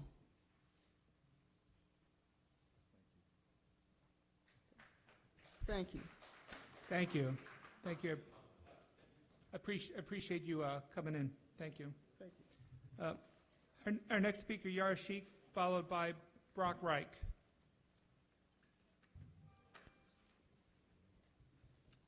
Thanks for your testimony.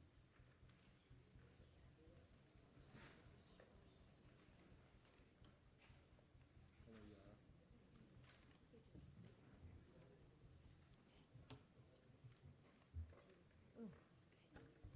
Good afternoon. Good afternoon. Thank you, Chairperson Quirk and County Council members, for allowing me to speak before you today. My name is Yara Sheik. I'm a member of the League of Women Voters, Baltimore County, and the mother of 3 children enrolled in Baltimore County Public Schools. Today, my advocacy blends my years as an education advocate and as a businesswoman together. I'm a landlord and manager of several properties in the 21204, 21234, and 21212 zip codes, all in Baltimore County.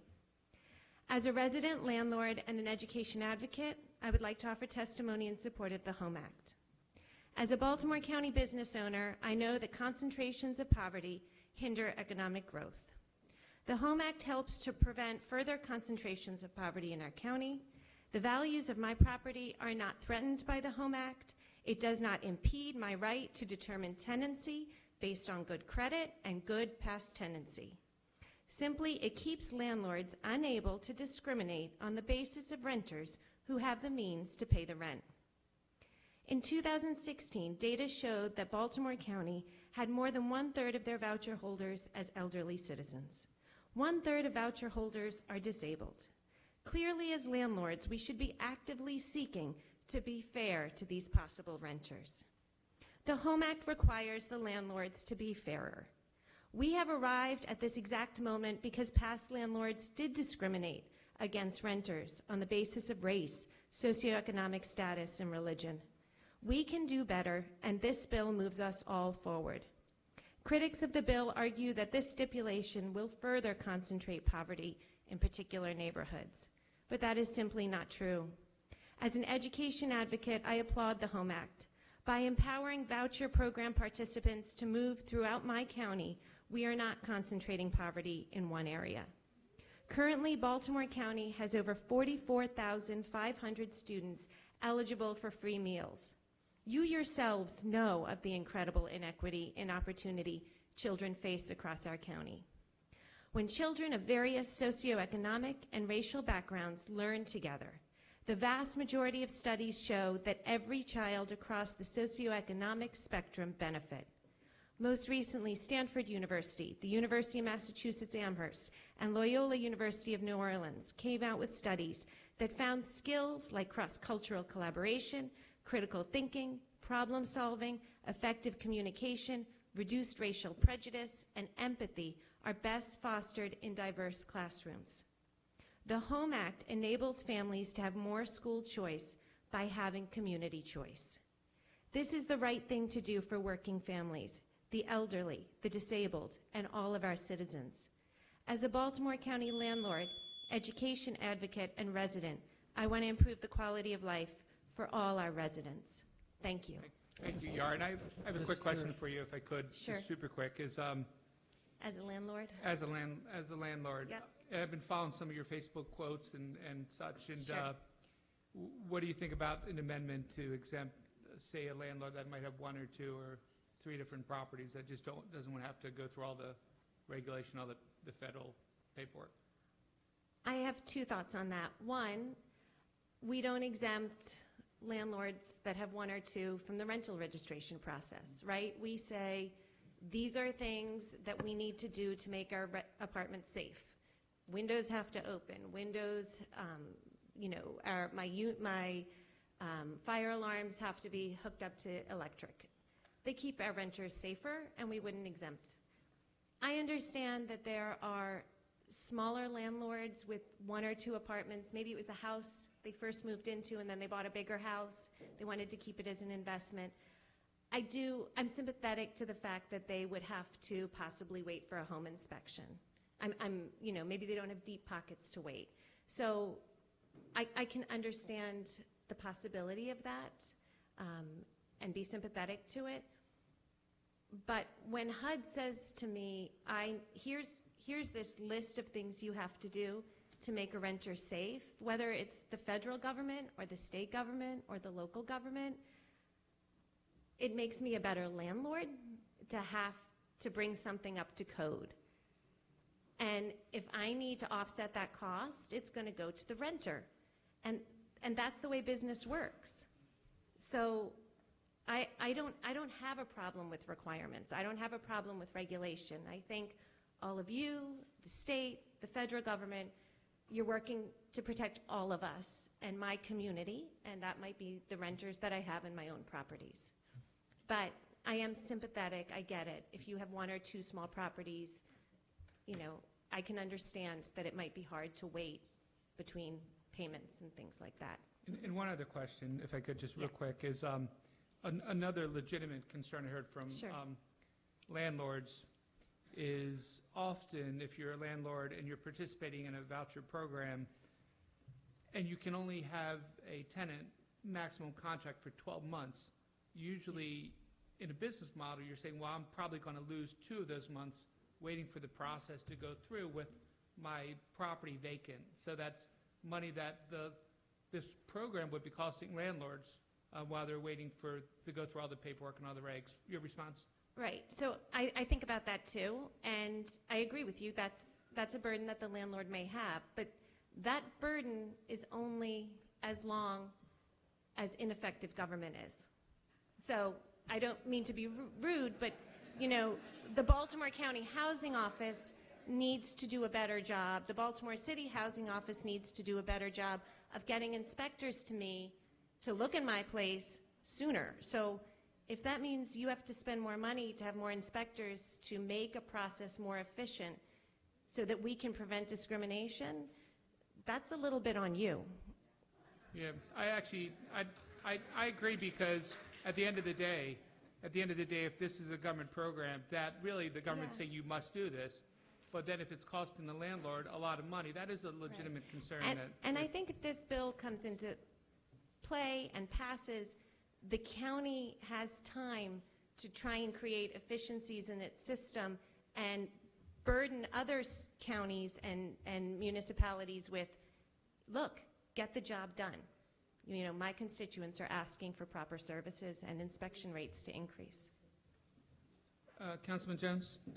Yes, thank you. I was sitting here, and maybe it's a little tongue-in-cheek, but I was thinking about all the critics who say they don't want to enter into a contract with the government.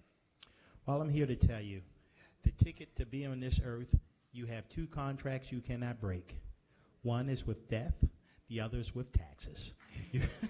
And one of them concerns a contract with the government.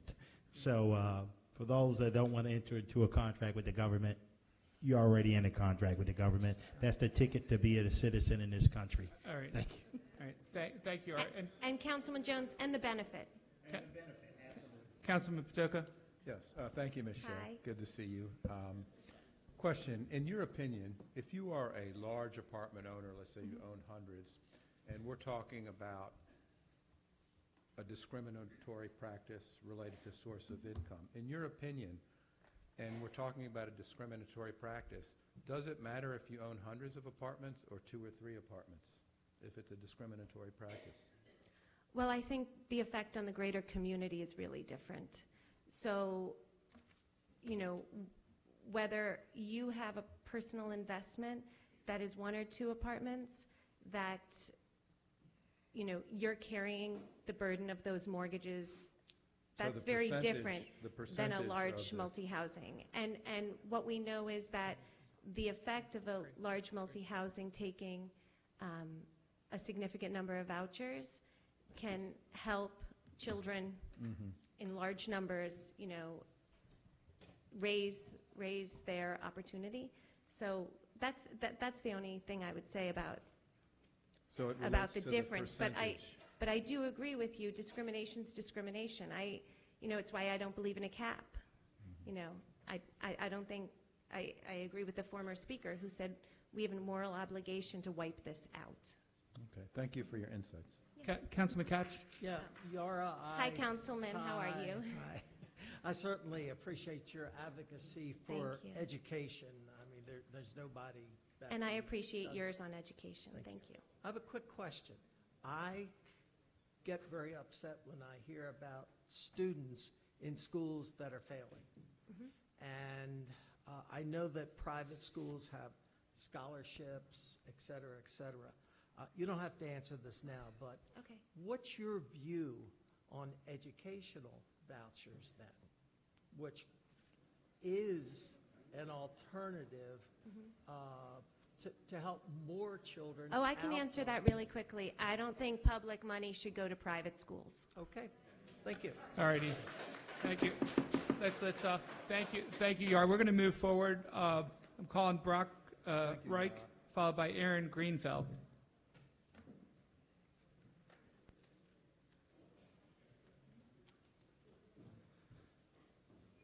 Thank you, council members of Baltimore County. On behalf of CR of Maryland, I'd like to offer support for the Baltimore County Home Act legislation. Our company owns and manages single-family properties throughout the Baltimore metropolitan area. The majority of our properties are located in Baltimore County. We own and manage properties in every district represented in front of me. Early on, we recognized the need for quality housing and professional management for families who are receiving housing assistance in some form.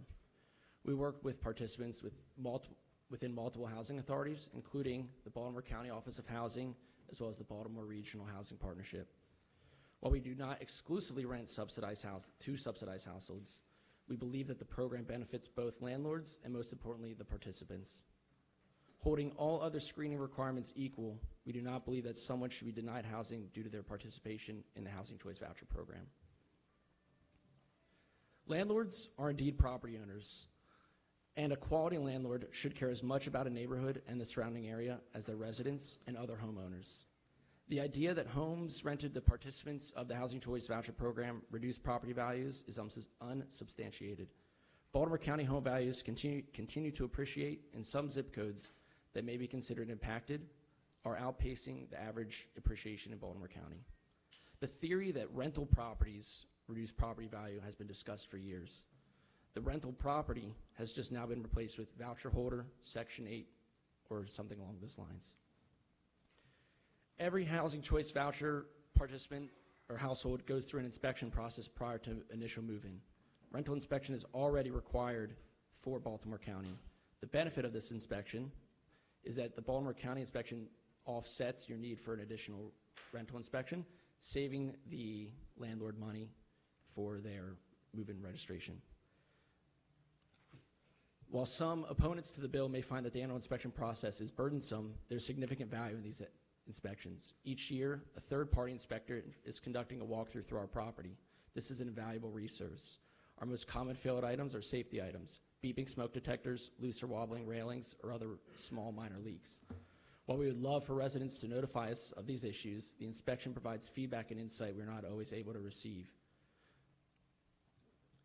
The most important part of the bill is the benefit to the participants of the Housing Choice Voucher Program. We've been able to work with veterans, elderly, disabled, and families who are appreciative of their housing opportunity and the benefits of having stable housing. We have had multiple Housing Choice voucher residents purchase properties after being on the program for a number of years. I've had families crying and hugging our leasing staff out of excitement and relief after signing their lease and receiving their keys. And after move-in, residents have called me to share how much they're enjoying their neighbors, the community, and how their kids are doing in school. The goal of this bill is to continue to offer these families with the opportunity to live in quality housing while allowing them to establish roots in an area that they can call home. Thank you. Thank you. Thank you. And before Aaron Greenfeld comes up, I do apologize. It's a little hot in here. We did turn off the heat. Unfortunately, the air conditioning cannot be turned on, so I do apologize for the heat.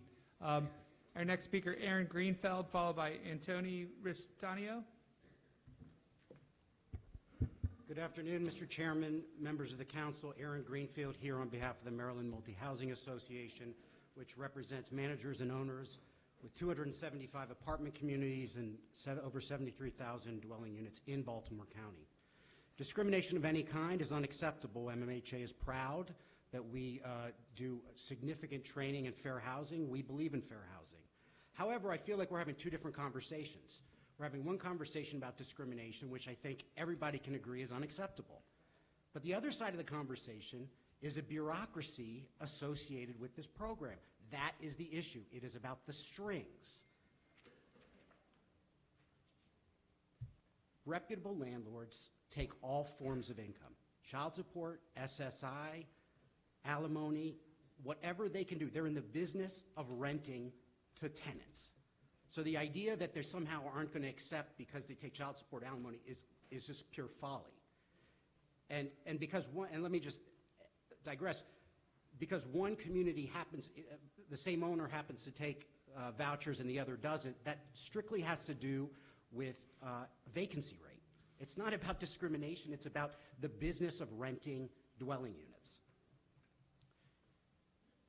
MMHA's objection to mandatory source of income for housing choice vouchers has everything to do with a bureaucratic, burdensome federal program that can take 5 to 7 weeks to lease to a tenant. If you look at the testimony, there's a flow chart. The first flow chart shows you basically a 4-step process in the market rate transaction, and this is what you see in the housing choice voucher program. This takes units off the market. It results in significant delay, not just to the residential housing provider, but more importantly, frankly, to the tenant. 5 to 7 weeks. We come to the table, though, because we're realists, and we recognize that there's a conciliation agreement. And I would disagree respectfully with Mr. Field and Ms. Parham Green. The conciliation agreement quite specifically contemplates weakening amendments. There's no question about it. And if the county executive, on page 10, paragraph 2, A, small, double I, it contemplates weakening amendments. This council can weaken this legislation. I don't disagree that the language also requires it be substantially similar, but it's very clear that you can contemplate weakening amendments in this bill. We offer a couple amendments which you have before you. We believe in a threshold. We believe in a threshold that at 7.5% for year 1 through 5 and 15% in year 6 and thereafter. And lastly, this bill protects occupations, and we would ask for an amendment that allows our members to continue to offer incentives to first responders and public service employees, because under this bill, it's prohibited. Thank you. Real quick question for you is the delays that you speak of, which I think is an issue you raised that I've heard from many landlords. Right. Is that a delay from the federal regulatory side or the local government side, or specifically what is this 5 to 8 week delay? Is that federal paperwork? Please talk to me a little bit about that. My understanding is it is the bureaucracy, the paperwork that the Public Housing Agency, in this case the Baltimore County Office of Housing, has to go through under the federal program. So the 5, potentially 8 week delay is 100% incumbent on Baltimore County government? Well, I can't say that, because there could be instances where landlords aren't doing their fair share. Okay, they're not responding fast enough, they're not making appointments fast enough. That could be the case. But our flow charts demonstrates that the majority of this, if not all, the majority, I would say, is based upon this burdensome process that takes weeks to get through. And Ms. Rogers, if your administration could take a look at his flow chart and let me know your side of that as well. Councilman Marks? Aaron, one of the things I'm struggling with, and I brought this up before, disability and veteran status are already in the code, correct? Correct. So if someone claims that they are being discriminated upon based upon that status, what is their recourse? Well, I assume there's a Human Relations Commission hearing that could, I would defer to Mr. Field. but I assume- Well, I mean, I'd like to also, I'm happy to address that. Yeah, So the issue, I'm a reasonably clever lawyer, and I think that if I were defending one of these property owners, let's say we had a complaint that the person didn't take my voucher because I'm a veteran, and I made the complaint that it was discrimination based on my veteran status. Until the very first thing I would do as the attorney for that person, for the property owner, is say, that's not really the reason why I didn't accept. It's not discrimination based on the veteran status. Baltimore County doesn't have source of income legislation, just like every other, neighboring jurisdictions, et cetera. If the county intended that under its human relations law, it was protecting people who had vouchers, it would legislate it, which is why we're doing this. So the answer is, the first thing that I would say as the defense attorney for that person is, it wasn't based on the person's status as a veteran. It was based on the fact that this veteran wanted to pay with a voucher. If this veteran had come without a voucher, I certainly would have housed this person. So, that is your trap. And I would like to respond to something else that Mr. Greenfield said. The VCA does contemplate the possibility of amendments, and the VCA explicitly provides that the county executive is supposed to fight against weakening amendments. And then it says, notwithstanding certain paragraphs that just talk about the timing of submitting, if neither the state of Maryland nor the county passes a law prohibiting housing discrimination based on source of income that is substantially similar to the bill described in Exhibit A, which, as I told you, is the bill that we submitted, except for that fact that we changed it to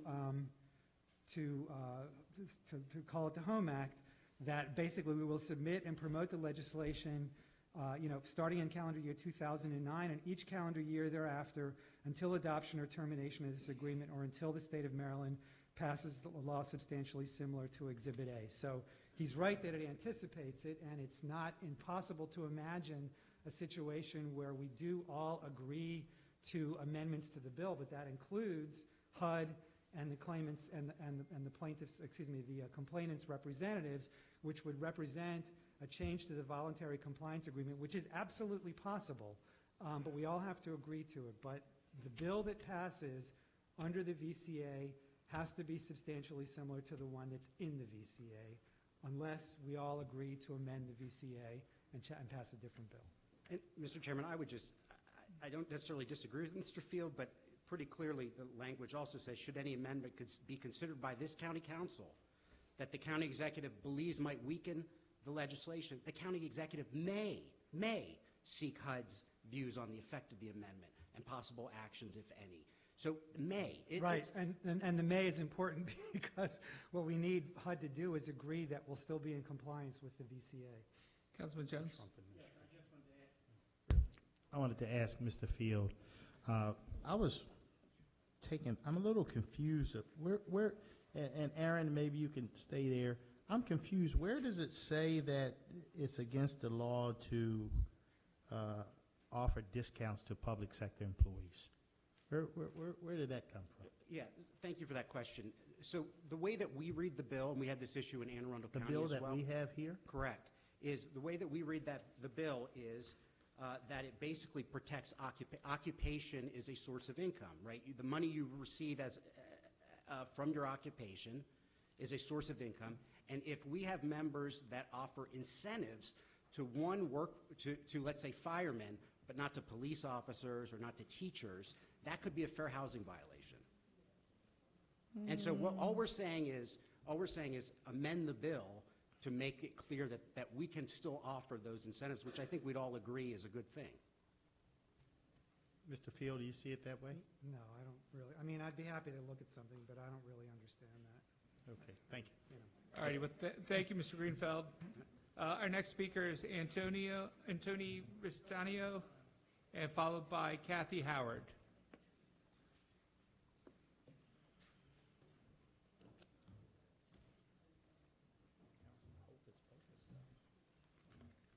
And good afternoon. Good afternoon, Chairman, Council people.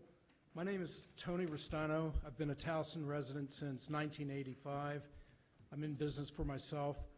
I will start by incorporating and agreeing with every reason you've heard and will hear as to why this bill should be defeated. A Section 8 voucher is not the same as earned income, and refusing to do business with the federal government and its Byzantine rules and regulations is not discrimination. To say that it is discrimination is simply deceptive wordsmithing. This bill was voted down 2 years ago, 6-1, because it was a bad bill. Nothing has changed to make it good. A school or road in your district does not make it a good bill. No deal with the county executive makes this a good bill.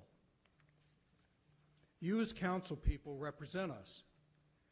We received, as citizens, no representation when the HUD conciliation agreement was forced down Baltimore County's throat behind closed doors. Now you have the chance to represent us out in the open, which I welcome and appreciate. If you pass this bill, the decision on who lives where and who sues whom will be made behind closed doors. Backroom deals made by unaccountable self-interest groups mean bad deals for tax-paying citizens. These unaccountable self-interest groups have and will be paid big money and have great power and will answer to no one. I believe better decisions will be made for us as citizens, your constituents, in the open by you as representatives. I urge you to vote this bill down. No amendments, no bill. Thank you. You're welcome. Our next speaker, Kathy Howard, followed by Roland Patterson.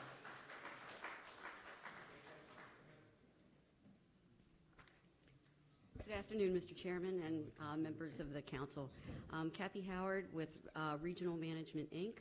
We are a member of the Maryland Multi-Housing Association.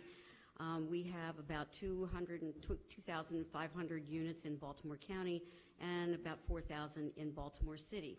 As you may be aware, that Baltimore City recently passed a source of income bill with a threshold amendment attached to it, and we have been beginning the compliance process with that bill in Baltimore City. We previously did not take vouchers as a source of income. I will tell you that as a matter of actual fact, that there is a lag time between the application of the voucher tenant to the leasing through the leasing process, and a lot of that has to do with how much red tape the tenant and the landlord have to go through with regard to the inspection process, with regard to the corporate understanding the corporate structure of the landlord, and a few other things like that. We actually had a unit off the market for 12 weeks when we began working with the Baltimore City Housing Authority. Now, I'm absolutely sure that Ms. Parham will make sure that that won't happen here. However, this is one of the concerns that we have. We are very much in favor of the threshold amendment. We believe that this is one of the ways that we can assure that we are going to deconcentrate pockets of poverty in Baltimore County. If there are affordable units in just 2 or 3 areas, I personally don't believe that, but I think that if you are going to hold your housing authority accountable and all of the inspectors who have to do these inspections accountable, that the way to do that is not to just say, okay, it's mandatory that you have this program and everybody has to take the voucher and there are no limits on that or there's no incentives on that. If you're going to have someone who's going to be told that they have to do a good job and help make these lag times get much shorter, then the government is going to be held just as accountable as the landlords, and we think the threshold amendment does that and also serves to spread the vouchers around so that no area becomes reconcentrated. And let me just take a second to address a couple of things. First of all, just going to take a point of personal privilege here. A little offended that this is a moral issue. This is not a moral issue. This is a business issue, and I think that my testimony indicates that. The second thing is that it is really important that I believe that the county executive backs up the council in some way, and that we all should be on board with everybody trying to participate in this with everybody participating in this program to the best of its ability and making sure that we're not reconcentrating areas of poverty in this county. Thank you.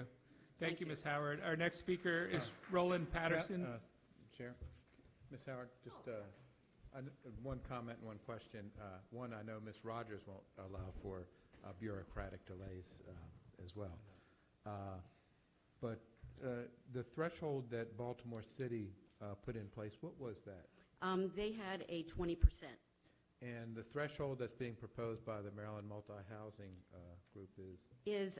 It is a two-step process. It's 7.5 to begin with, raising up to 15% over a number of years. And one of the reasons that the numbers are slightly different there is because of the number of total vouchers that the two jurisdictions have. Baltimore City has over 13,000 vouchers, and it's about Baltimore County has about half of that.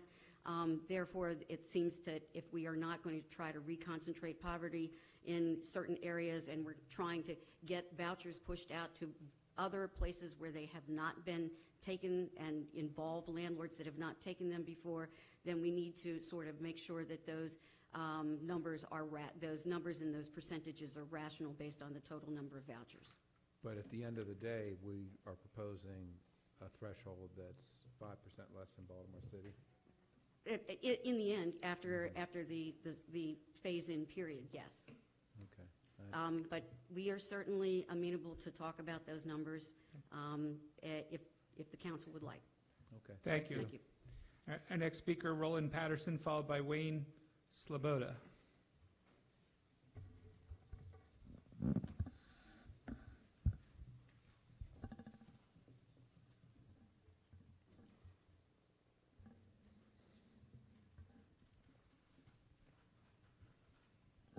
I think so. Good evening, Mr. Chairperson and members of the council. Good evening. I am here on behalf of the Baltimore County NAACP branch, as well as the Voters for Fair Housing Coalition. I want you to know, however, that I am a victim of income source discrimination, and Councilman Marks, I'd be very happy to answer your questions in that regard, although my time prevents me from answering them here at this moment. It's our view, contrary to my predecessor, that this is a constitutional issue. The Constitution provides that no state, the United States Constitution, provides that no state shall make or enforce any law which operates to deny any person within its jurisdiction equal protection of the laws. This is the situation that we have here. You have made a group. There is a group, essentially. There's a group of persons who get these vouchers, and they're being refused because they get the vouchers. The business issues need to be ironed out. We agree, but that is not the fault alone, at least, of the tenants. The government and others who handle the paperwork. If the tenants are slow on their paperwork, that's different, but no one is saying that, all right? Now, I want to say, as I rush on, that Edmund Burke, years and years ago, 1770, said that there are two kinds of legislators. those who are led by the people and those who lead the people. And you are all clear that we are here due to a HUD administrative law finding. The fact of the matter is that if they find that either of us, meaning the NAACP and the other plaintiffs, have not attempted to uphold standards of good faith and best efforts with respect to this deal, then the case may reactivate. You have the county attorney here to answer that, and the same is true for Baltimore County. That is not what we want. We are here pursuing a joint effort on good faith, best efforts. Let's iron out the business problems and let's uphold the Constitution. Thomas Jefferson said when the Declaration of Independence was written that all men are created equal with certain inalienable rights, and amongst those are life, liberty, and the pursuit of happiness. In Baltimore County, in order to make the Jefferson words come true, we need the HOME Act. We ask its passage. Thank you for your time. Thank you. Our next speaker, this is good. Thumbs up, thumbs down. Our next speaker, Wayne Sloboda, followed by Robbie Leonard.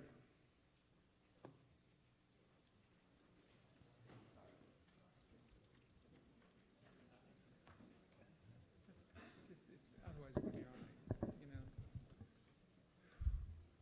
And good afternoon. Good afternoon, Council. My name is Wayne Sloboda. I am a veteran. I'm disabled, but not a disabled veteran, and I'm a senior. I'm also a property owner in Baltimore County. I'm not opposed to Section 8 or fairness to people that need a house. But I am opposed of a government telling me that what I have to do with my property. I live in a district, Mr. Crandall's district, that has the most Section 8s of any place in Baltimore County. And there's nobody up here who can tell me it hasn't affected my property value or the police problems or the lack of education that has gone on because we now have Baltimore City schools in Dundalk. The kids don't go there to learn, they go to be babysat. And they don't listen to anybody. Now, that's a product of being poor. It's not a product of black or white, because white people do the same thing. But I still sit here and say you're not going to lower my property taxes. I never used to cry about property taxes because I used to be an employee of this government, and it paid my salary. But my property value has gone down in my district. So I have choices. I can sell to the people that are coming in, developers that want to buy my property for nothing, to turn it into a Section 8 property, or I live there till I die, or I don't, just let it fall apart. Now, the part about being disabled that I said to you and being a veteran, people need these places, but who's going to maintain the properties for them? I pay to get stuff done because I physically can't do it any longer. And I'm not trying to make that hard for anybody, but to be a good neighbor in the community you live in, you at least have to abide by the standards of the community. And unfortunately, and I can take you all over Dundalk if you would like to follow me and show you what Section 8 does. Thank you. Thank you. Our next speaker, Robbie Leonard, followed by Nancy Hubert. Robbie.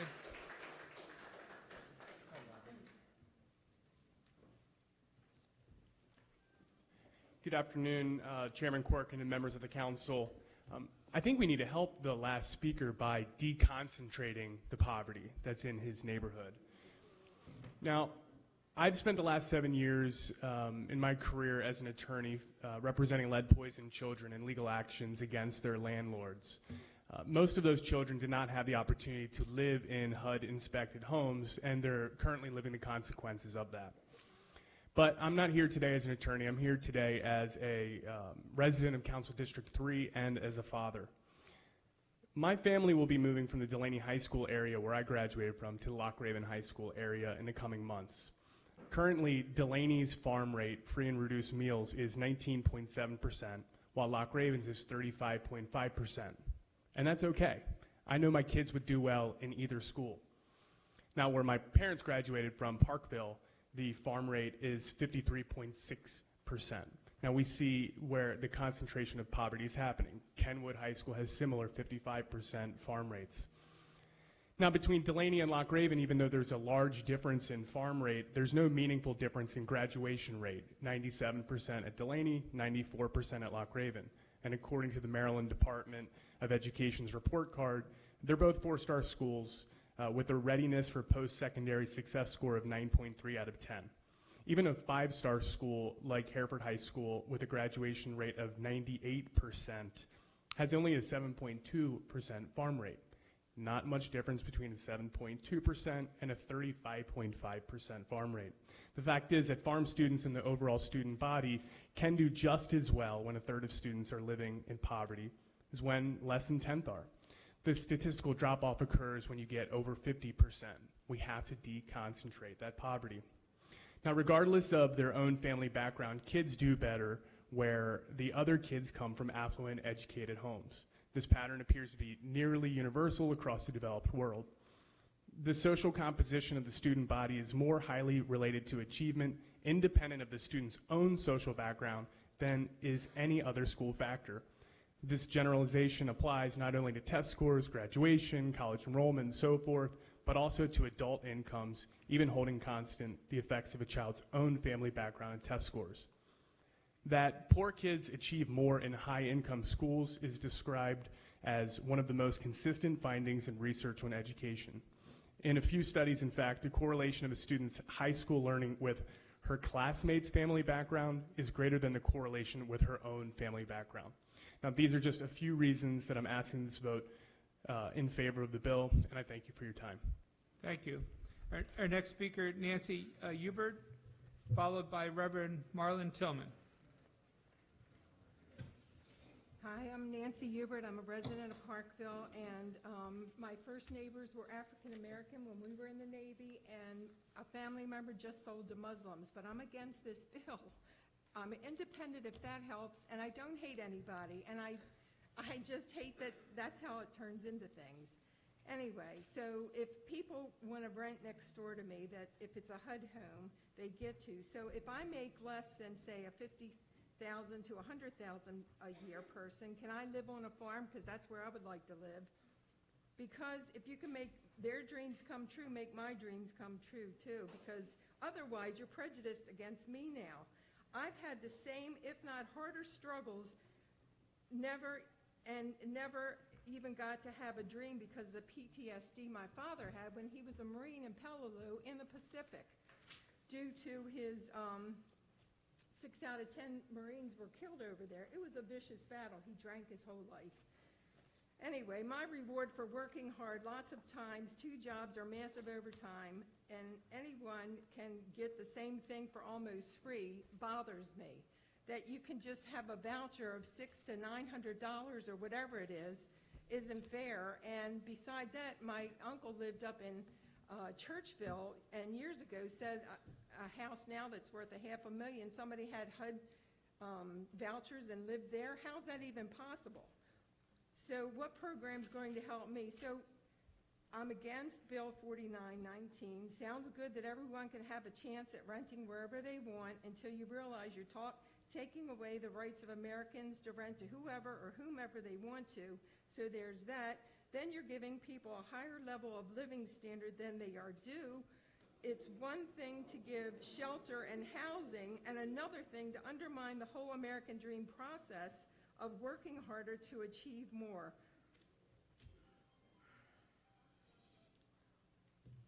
Let me say, I would rather see people own a home than rent a home. I have history in my house that's 100 years old because a Jewish man was renting homes in the city, and they were crying about the roaches, the this, the that. That big chunk of money is going to companies that are going to rent to you.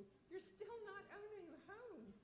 And that's what burns me up. This doesn't answer the problems that have been going on for a whole century. Thanks. Thank you. Our next speaker is Reverend Tillman, followed by Gladys Ream Kenny. Reverend Tillman, followed by Gladys Ream Kenny. And good afternoon. Good afternoon. Good afternoon. By the grace of God, it's still afternoon. Bless the Lord. Bless the Lord. Not much longer. Not more. Soon to be evening. So I couldn't bring my grandchildren with me, so I thought I'd bring their pictures, because a picture's worth 1,000 words. My name is Reverend Marlon Tillman. I'm the pastor of Ames United Methodist Church. I am also the co-chair of Bridge Maryland Incorporated, which is a faith-based organization here in Maryland that tries our best to teach people how to advocate for one another. And I do this work for these two. Their nicknames are Princess and Munchkin. Princess and Munchkin. In this picture, Munchkin is looking at Princess as she watches television. They grow a little bit older and they're watching television together. And I wondered, what do I say to you that makes sense as to why we want this bill to pass? Well, first off, I believe this is a moral issue. And the reason I believe it's a moral issue because amongst our faith traditions, no matter what faith tradition it might be, there's one golden rule that stands for everyone, and that is do unto others as you would have them do unto you. People just want to have a chance to have a quality of life just like everybody else.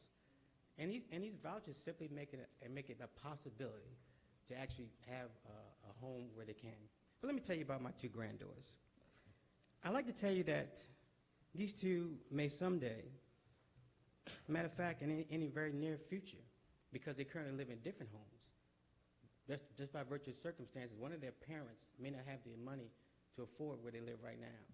And so just by virtue of what might happen economically, I could literally be telling one of my granddaughters, you can't live where your sister does because of your mother's source of income. You can't have the same education that your sister does because of your source of income. You can't be in the same neighborhood as your sister does because of your mother's source of income. All we're trying to say is give them an opportunity to live in the same neighborhoods so that they can live together and continue to live life just like God had intended for them to do.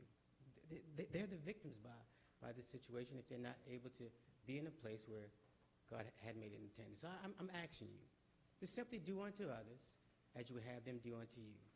But I also want to tell you that there are some people in this place who support this. And so I'd like to ask for them to stand. Anyone in support of the Home Act, won't you stand?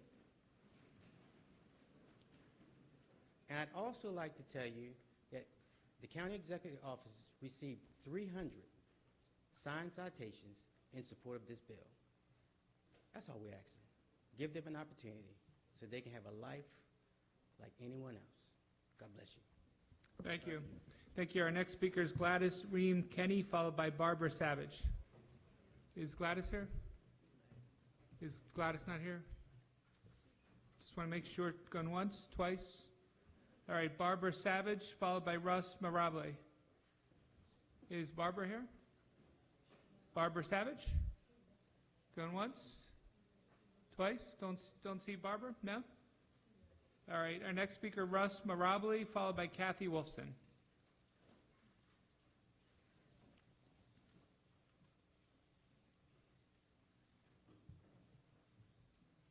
And good afternoon. Good afternoon, Mr. Chairman and co-councils. I'm fortunate I have two council people who represent me, which Ms. Councilwoman Bevins and Mr. Crandell.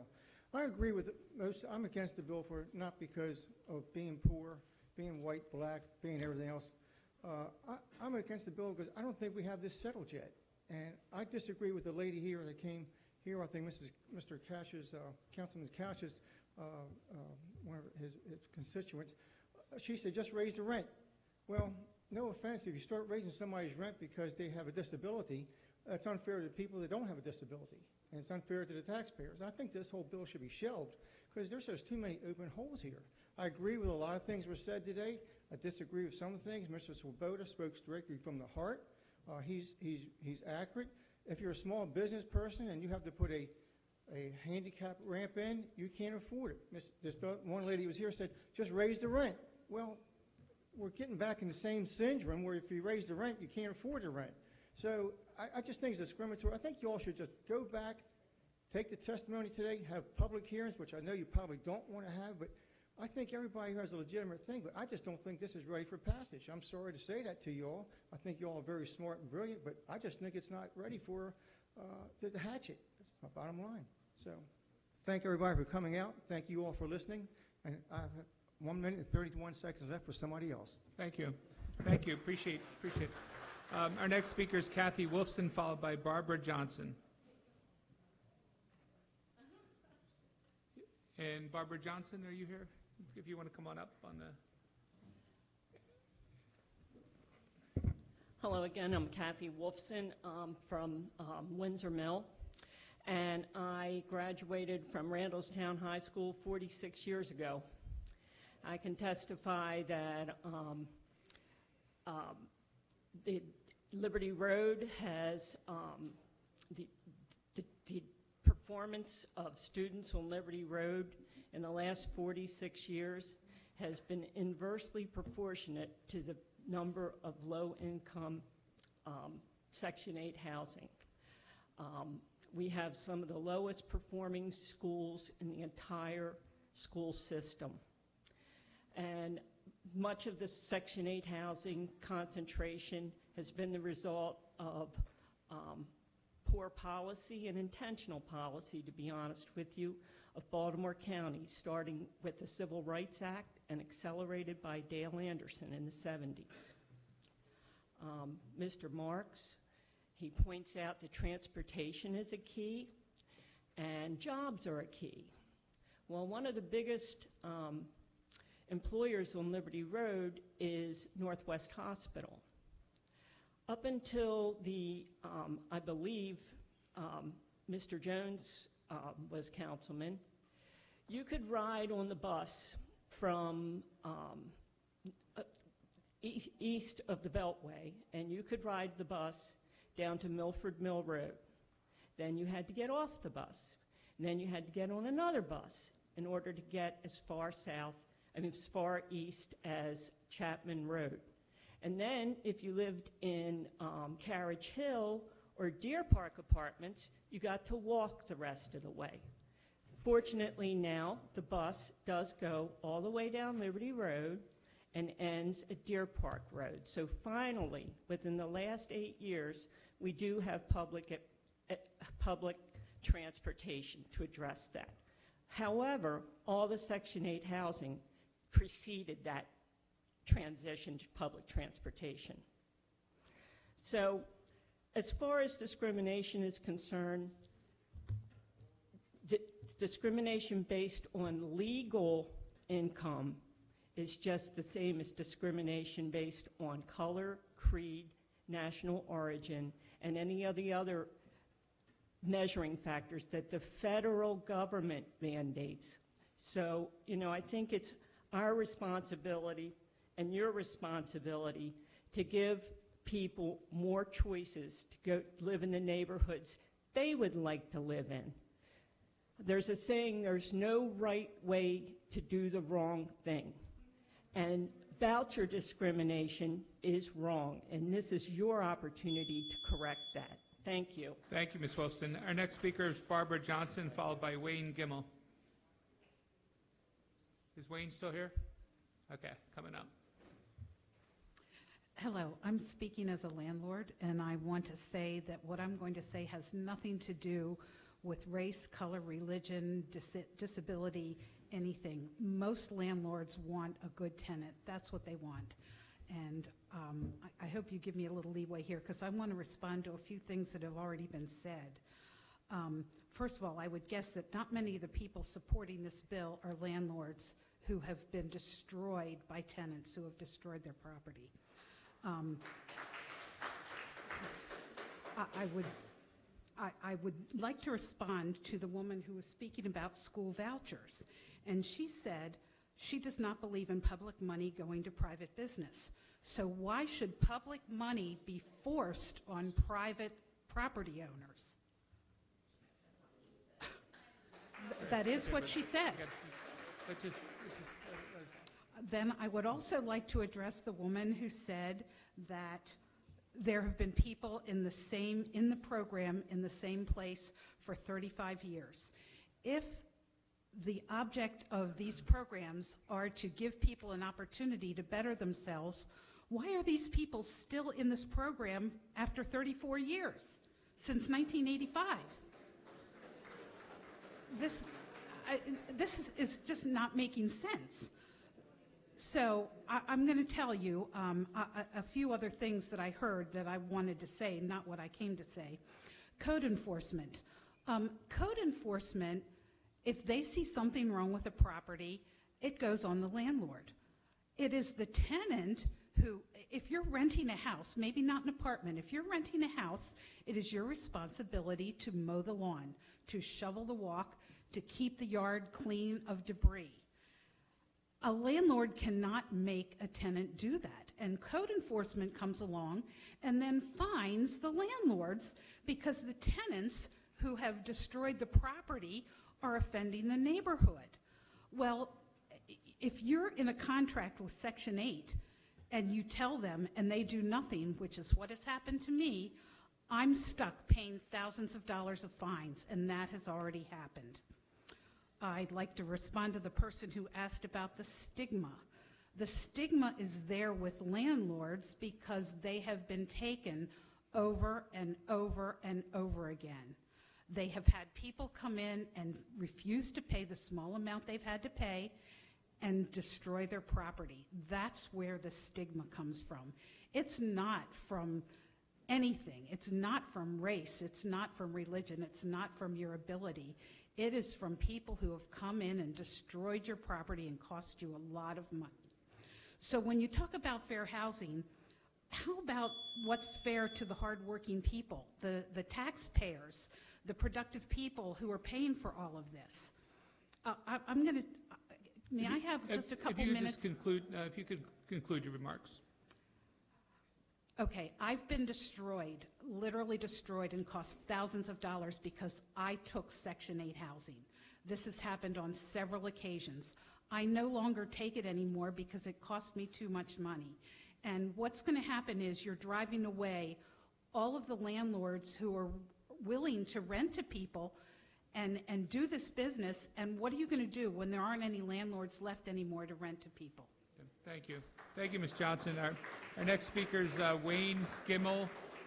Our next speaker, Wayne Gimmel, followed by Ronald Brown. Is Ronald Brown here? Okay. Good afternoon. I spoke the evening this bill was introduced, and a lot of people have already kind of talked about the things that I would put forward, which follow along the lines of not wanting to deal with the bureaucracy of Section 8. There's a contract with death, and there's a contract for taxes. Is it any wonder I'm reluctant to enter into another contract with the federal government? Okay. It's very, I appreciate your comments on that because it made it very clear what this problem is and why we resent it so much. I know a great number of landlords whose business model is dealing with Section 8 vouchers, and they love it. They want it. They're happy. They get the tenants in. They stay forever. Okay? The issue, one of the chief issues is the inspection process and getting a tenant qualified. And I'll talk about that for a minute because I think you have a lot of questions about that. It takes time to get the inspection done. The inspector comes out and fails you. Then it takes time to get the next inspector out, and he fails you for something else. And it goes on. Think about what that process is going to become when you have the limited number of inspectors, and now you throw into the mix a lot of landlords that have no experience with the program and don't know what those requirements are, that you can't have a two-prong grounded. There are a lot of little things, but it'll make the inspections take even longer. That's the point of that. Housing costs are going to go up with this bill. I have two properties in District 6. They rent $1,300 a month. Section 8 would pay me $1,750 for those properties. I don't want their money. That's a lot of money. I don't want it. But if this bill goes through and I'm forced to take a voucher, I'm not going to turn that money away. So what am I going to offer my property for rent for? I'm not sure. But I don't think it's going to be less. Where rents do go down is you've signed a contract with the housing voucher people in 2018 for a specific rent, and in 2019 they say, we're going to pay you less money. And you say, thank you, sir. I love this program. That's all I have to say. Thank you. Thank you. Our next speaker is Ronald Brown, followed by Paula Coffey.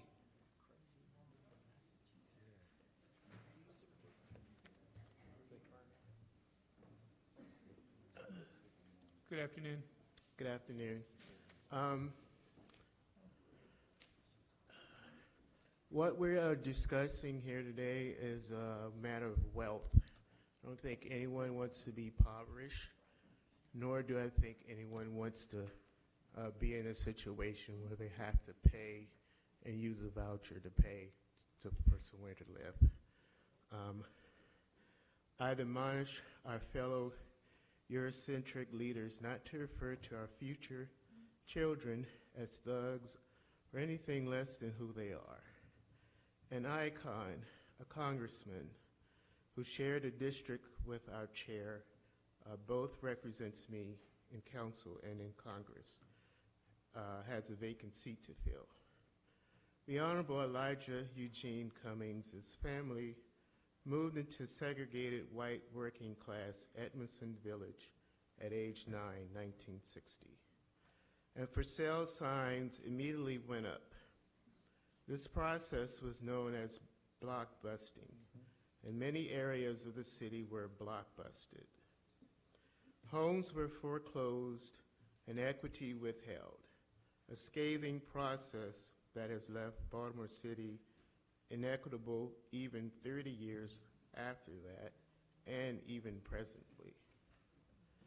2 years later, Elijah, age 11, and his friends would test integration at a swimming pool, accompanied by police and canines, to protect them, though angry whites threw objects and used the N-word.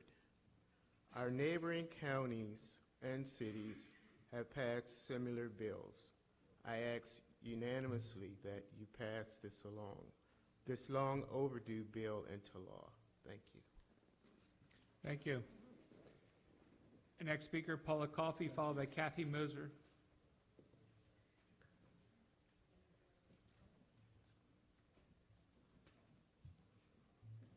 Hi, good afternoon.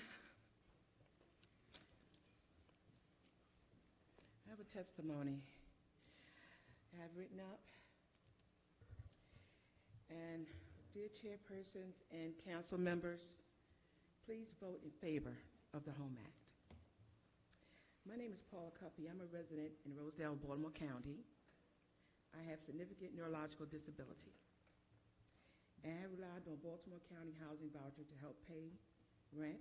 And I also is a victim of 2 assaults in Baltimore City, where I used to live, which is caused me to have post-traumatic stress disorder. I moved out here in the county. Landlords have repeatedly told me that they would not take my voucher. I have a good credit score, and I paid application fees each time, hoping that the landlords would make an exception. They never did. At times, I was looking for a new home with a good school for benefit of my son, who is now an adult. I applied 7 to 8 places in the past couple of years, but was turned down each time, despite the odds my son grew up to be a surgeon.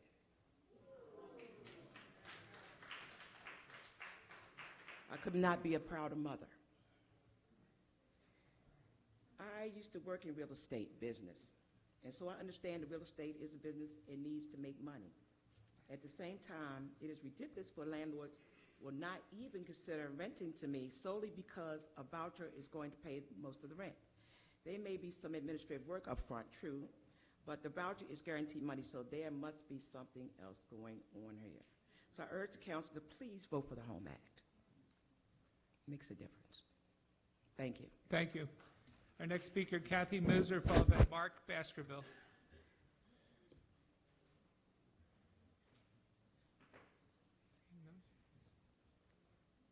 They're not here? So Kathy Moser's not here? So Mark Baskerville. And after Mark Baskerville, Joyce Mason.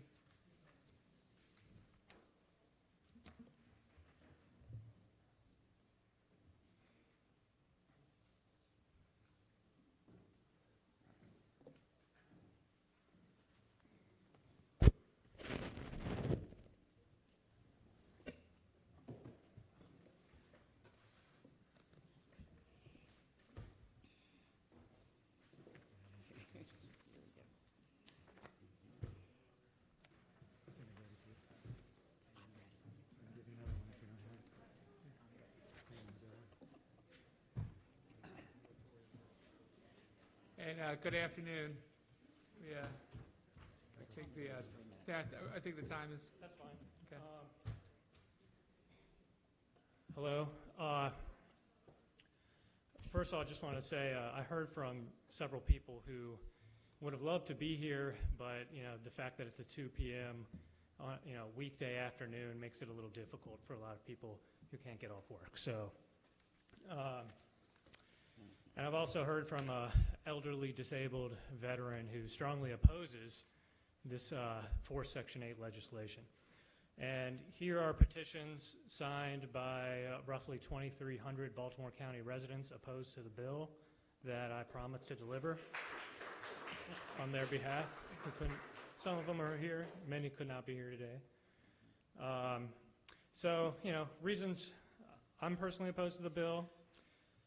By the way, I'm Mark Baskerville with Baltimore County Campaign for Liberty, where I'm a volunteer. And so, this entire legislation is discriminatory and prejudicial against all property owners of all races and all demographics and all income levels who will be subjected to having their rights and choices taken away. And, I challenge any single proponent of this legislation who, you're free to risk your life savings, delay gratification, save up, buy a rental property, and rent it through the Section 8 voucher program. You're free to do so. But to want to conscript other people's property who've made those sacrifices and, use it for what you think they should use it for is just extremely and deeply unsympathetic. It's deeply, it's totally unfair and immoral, I would add. I think it's fair to call that immoral, to want to conscript other people's property to use how you want them to use their property that you did not pay for, you don't pay the taxes on, you don't pay the mortgage, you don't pay any of the other expenses of maintaining or acquiring that property. But of course, you're free to do so, and any Section 8 voucher landlords are welcome to become one. Any prospective landlords welcome to become one, and it's a voluntary program, and it should 100% stay that way. No one should be forced to accept the Section 8 vouchers against their will, but you're welcome to do so with your own, voluntarily. And I also just don't really understand this. It just seems paradoxical to me, this idea of source of income discrimination, because if you have two tenants applying to your property, one is a Section 8 voucher holder, the other is not. Otherwise, all things basically look the same. So how do you not discriminate against any one of them? If this bill passes and you choose Section 8, how are you not discriminating based on the other, based on their source of income, or vice versa? It's just a paradoxical idea. And there's going to be unsubsidized renters being discriminated against as a result of being under duress to accept Section 8 contracts. Contracts signed under duress are illegal. Thank you. Thank you. Chair, I have a question. Can I hand you Councilman guys these Pacheco? petitions somewhere? Or does Mr. anybody want Baskerville? these? Oh, sure. One question. Could I ask you your methodology for collection of the petition? Did you go door-to-door knocking, or? No. Could you tell me how you? Kathy Bevins seems to know the answer. Why don't you ask her? Well, clearly, I would like to contribute to this conversation, Councilman, because I know how the petitions, it's change.org, they go all through the internet, and the problem with that is when you have a real petition that you have to get a signature for, you get an email address, you get an address, and you have a phone number. Now, if all those things are on those petitions, I welcome them. I'd like to know which ones are in the 6th District so I can contact those folks. But normally, when you come in with a petition, it just says, like, Jane Doe, Rosedale. Well, there's no way that I or anyone else can contact that person to even make sure that they understand, because if you go on Campaign for Liberty's website, you would think we're talking about a totally different subject matter here, a totally different subject. Now, with Johnny O in front of the ghetto in Baltimore City saying this is coming to your neighborhood soon. Section 8 is coming. It's already here. It's not coming. It's here, and we're trying to make it a more fair process. So By forcing people to do that, it's highly unfair. If those petitions have addresses, email, or phone number, I will consider them a real petition. Do they? Look, it's Do they? got No, names do and they? zip codes. Do they? No, they don't. Well, that's I'm not a gonna- petition, sir. Sure it is. These No, are it's all not a real peti- people. It's not a Look, petition. you can believe what you want to believe, From Kathy. Asia, These are from all China, real from people. Frederick. Look, you're All just right. pretending. These are real people. Okay. Real people. We've gone through and eliminated anybody we could find that was not Baltimore County. Are they That's in not. my district? Are Several. they? It's all by zip code. You can look up the Okay. zip code. Very good. These are real people. 2,300 real people from Baltimore Are County you in a Baltimore that County you're zip saying are code yet? fake. These are real people. Okay. Are you in a Baltimore County zip code yet? It doesn't matter. No, I'm just wondering. Are you You're a Baltimore County discriminating resident? on me based on my source of residency? No, I'm just asking you. Are you a Baltimore County resident?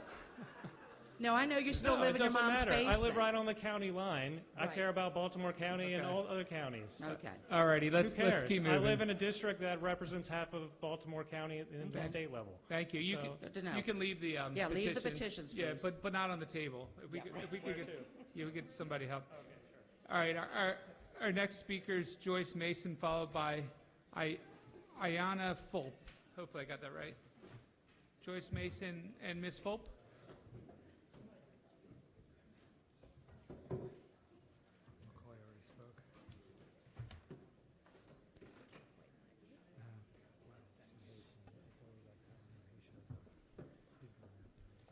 And good afternoon. Good afternoon, and thank you for listening to me. My name's Joyce Mason. I do live in Baltimore County. I'm against this bill because I currently am the power of attorney for my 98-year-old aunt that has been in assisted living for 5 years. I'm responsible for renting her house out. It is a 2-unit house. The money that comes from that rent goes to subsidize her assisted living, which is $5,000 a month. She can't sit and wait 12 weeks, 16 weeks for this bureaucratic process to work. If instead of mandating a landowner to rent to Section 8 or vouchers, why don't you make the program attractive to landowners and homeowners and renters and landlords so that they would want to rent to voucher holders? Because it's guaranteed money. It's a business, such as my situation. It's for the money to support her. I get nothing from it. So I can't sit and wait for that kind of money. And the additional inspections, I'm already paying Baltimore County plus the state of Maryland for the lead inspection. On an annual basis, you have to reapply annually for these units, and it's by unit. And since she has a 2-bedroom house with a 1-bedroom apartment upstairs, which is legally in the Baltimore County, it's zoned that way, we have double those costs, and that comes off of the money that would go to support her assisted living. Just to be clear, this bill wouldn't apply to that situation. It's a single home. No, but there's a provision that we didn't put in the bill because it's already in the law about housing discrimination if I understand you correctly, it doesn't apply to owner-occupied dwellings containing only one rental dwelling. No, she's not living, she's in assisted living. I don't she's live in it. not living there? No, it's Okay. 2 units that are rented out in a single house. Okay. And so, like I said, she can't afford that time, that bureaucracy of sitting on that kind of empty apartment or home. Thank you. Thank you. Our next speaker, Mrs. Folk, followed by Susan Radke. Ayana? Good evening, everyone. Almost said good morning, sorry. I am a CCBC student. I've lived in Baltimore County my entire life, as has most of my family besides when they moved from Virginia. And as someone who's in political science and who finds myself infatuated with the legislative process, I have a lot of respect for what you guys do because this has been a very long day so far. But I feel like the question that I am hearing is the money that comes through from the federal government through any of the assisted programs that give landlords money, is that equal to the money that someone goes to a job every day and makes completely from the work that they do, completely on their own? And for me, the answer to that is yes. Money is money is money. And you can't tell someone that, that we are living in a free society or that we are working under equality if when I go to my leasing office, my mother's veterans benefits and Social Security benefits are not the same when she is put in the time as a veteran, when I put in time as a student, and also someone who does an internship and works, that the time that we both spend to make sure that we have a roof over our head is not equal because she doesn't have the opportunity to go out and work just as much as I do. We're in completely different situations. And for me, at the end of the day, being able to have a roof over your head is not negotiable. At the end of the day, when someone has the chance to wake up and know that they are living somewhere where they are comfortable, where they have the access that they need to their resources, that they have somewhere that they can put on their mail, which is a requirement for a lot of the things that a lot of people need, there's nothing to debate about, honestly. We can talk about the details that go into making sure renters get what they need out of it and the details that go into making sure landlords get what they need out of it. But at the end of the day, I feel like we're hearing a question of, is the money that comes from federal and government assistance the same as the money that I take out of my pocket and go to the grocery store and spend on absolutely anything else? And at the end of the day, it is. It is. If we waited for the founders of this country to come to a perfect conclusion on what would be a perfect union of the United States, we wouldn't have a country right now. It's not that hard. Is money the same coming from the hands of our government as the same as the people? Yes. And it's just that simple. And then we can work on our details from there. There's nothing to debate about when it comes to whether or not someone deserves a chance at a space to live in because of the bureaucratic process or whatever we can come up with to make this more difficult than it is. We should all be able to agree that we care about everyone being able to have a roof over their heads.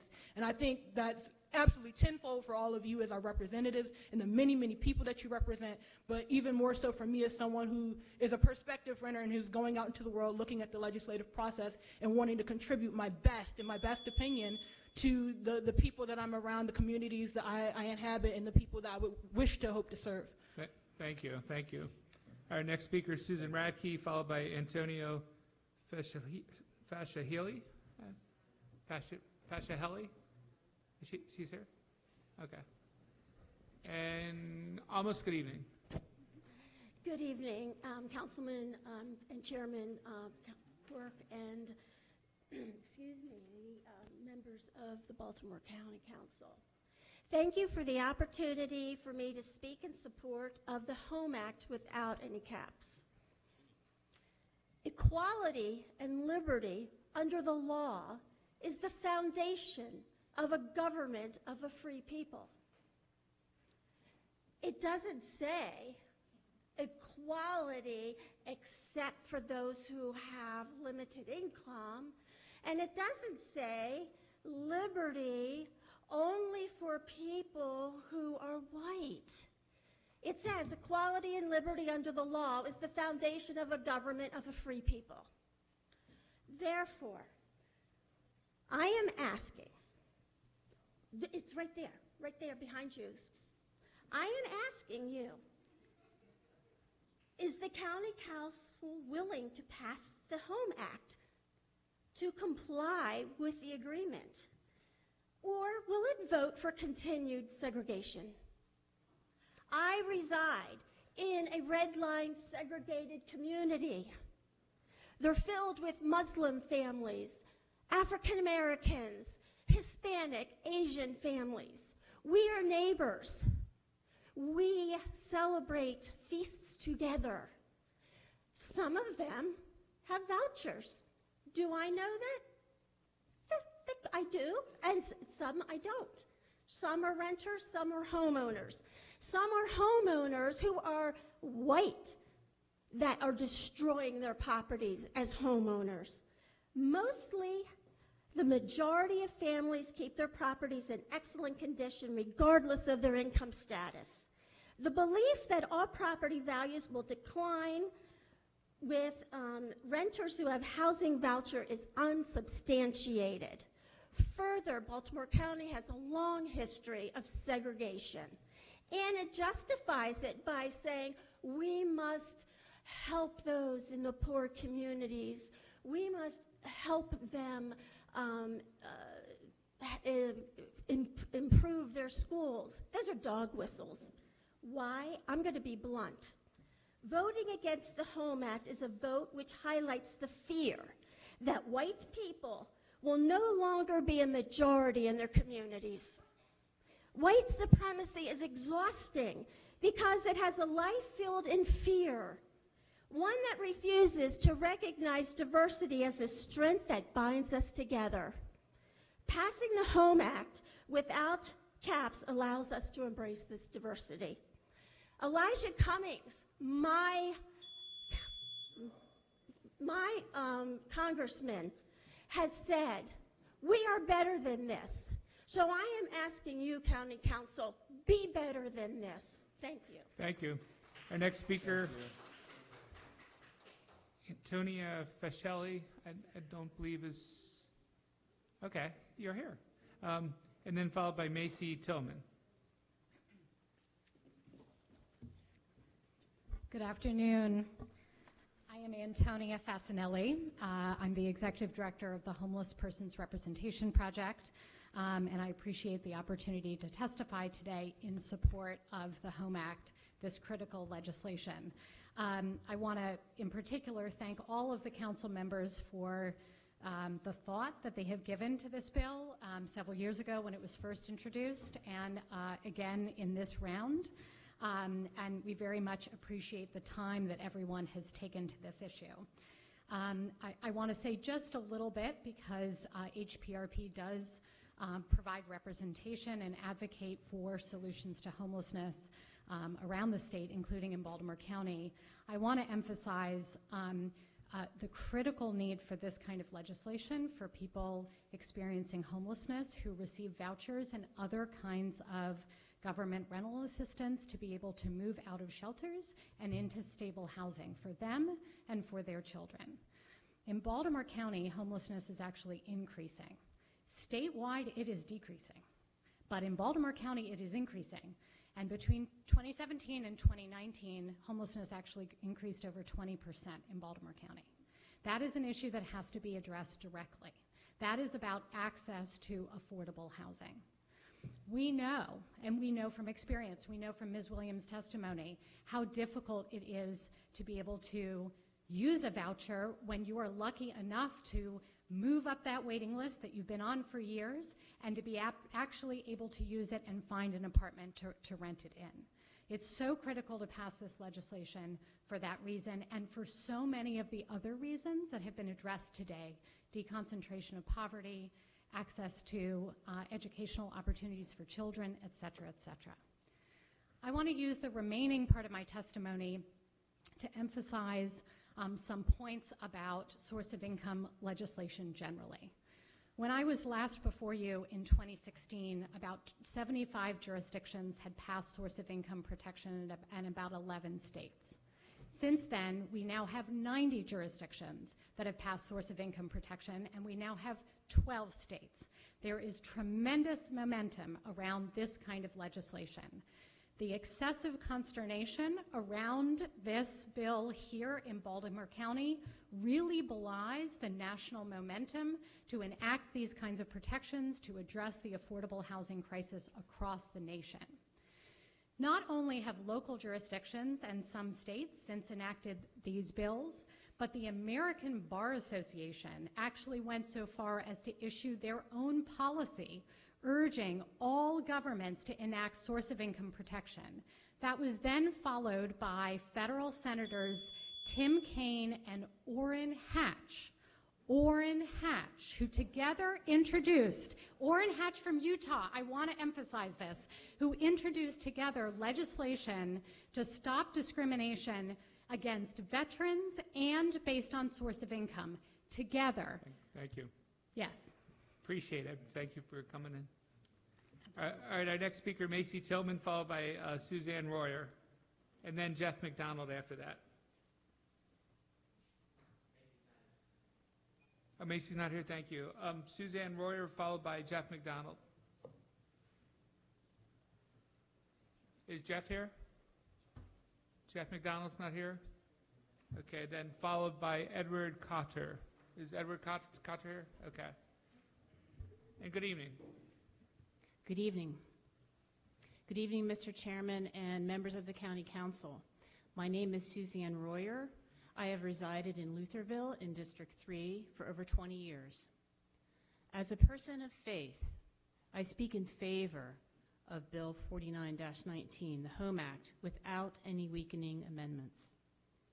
I thank Councilman Patoka for talking about the book he read, which I happen to bring with me today, Not in My Neighborhood. I too found this book eye-opening, and I definitely recommend it to council members. This is a matter of fairness and equal access. Is Baltimore County going to continue to allow discrimination against poor people, disabled persons, and veterans just because these groups are receiving housing assistance from the government? This is a moral issue. This is a moral issue. There are those who claim that their property rights will be infringed upon. Let us remember that in the history of our country, arguments about property rights were made by those who owned enslaved persons and by those who refused to sell homes to people of color. If one person's property rights negatively impact the human rights of another person, is that morally acceptable? Are the property rights of people of privilege more important than the human rights of those who have been disenfranchised? I urge you to consider the Home Act as a moral issue and to vote for removing this barrier to fair housing and education. Thank you. Thank you. Our next speaker, Edward Cotter, followed by Steve McIntyre.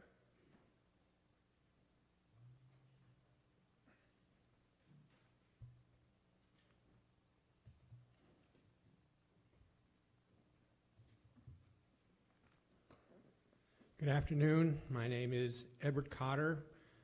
I am a resident of Baltimore County, and I'm parenthetically a very proud American that we have a system that allows us to address our representatives. I'm not a landlord. I provide financing to landlords who have trouble getting loans from banks for low-income housing. I have a developmentally disabled daughter who may need a voucher at some point in the future when my wife and I can't provide for her. I have volunteered to help several men released from prison to re-enter society. I'm not insensitive to the community needs of the less able, but I nevertheless oppose this act. Abraham Lincoln succinctly stated that our nation was conceived in liberty. The problem is not the source of income. The issue is not whether to provide for the less advantaged, but how to do so. Bill 4919 would restrict the liberty of landlords, requiring that they enter a government contract, inspections, vacancy, and pricing. The solution is to make the program more attractive to landlords to participate voluntarily, Councilman Koch, thank you. You described one method of doing that. I oppose the Home Act and urge you to vote against it. Thank you. Thank you. Our next speaker is Steve McIntyre, followed by John Dietz. Is John here? Okay. Good evening. Good evening. Thank you very much. I'm here to oppose this bill, the forced expansion of Section 8 in Baltimore County. Perhaps you disagree with that characterization, but I think there's certain things that we could probably all agree on. For one, a voucher is not actually income under any legal or common sense definition. You've seen the flow chart showing HUD's convoluted process. You understand that that process governs whether or not the voucher holder is actually free to spend their money on anything, including housing. That's not income. And you know a landlord who doesn't want to deal with HUD's many inane, senseless rules isn't discriminating against anyone or anything other than a dysfunctional bureaucracy. So the entire premise of this bill is based on deliberate falsehoods. And the people behind this disingenuous campaign, you might be surprised to find out, actually oppose steps to make a voucher income, which would be removing the bureaucracy, empowering the individual. Can anyone on the county council explain why a voucher holder who causes problems in their community or destroys a property should be more difficult to evict than a cash-paying Baltimore County resident? Perhaps we could fix that flaw before we expand this program. And everyone here also knows Baltimore County was sued in secret in a highly unusual tactic by the people who wrote this bill. And you know that those very same people run one of the largest public housing relocation experiments in the USA, and that this bill gives that private group, who don't answer to anyone in Baltimore County, most of whom don't even live here, unaccountable power over our rental market. But I'm not here to tell you things you already know. I'm here to propose we do something different, something that can actually work and will benefit everyone in Baltimore County, including voucher holders. How about we actually make an effort to fix the inherent flaws in Section 8 before jamming it down everyone's throat? Reduce the bureaucracy that bedevils voucher holders and property owners alike. Change HUD rules that prioritize the rights of bad tenants over their hardworking neighbors. Presume that most voucher holders are good people, capable of making life decisions like everyone else, without HUD's nannying bureaucracy. In short, actually make a voucher-like income. Power individuals, not bureaucrats and social engineers. What I find amazing about this debate is that neither the county executive nor county council seem to have come up with a single idea for actually improving this program's myriad flaws. Why? HUD has the power to grant waivers. The door is open. It won't be easy dealing with HUD, but that's kind of the point here. Baltimore County can do better by reforming a flawed program instead of forcing it on everyone. Thank you. Thank you. Our next speaker, John Dietz, and then the last speaker of the evening is Heather Patty.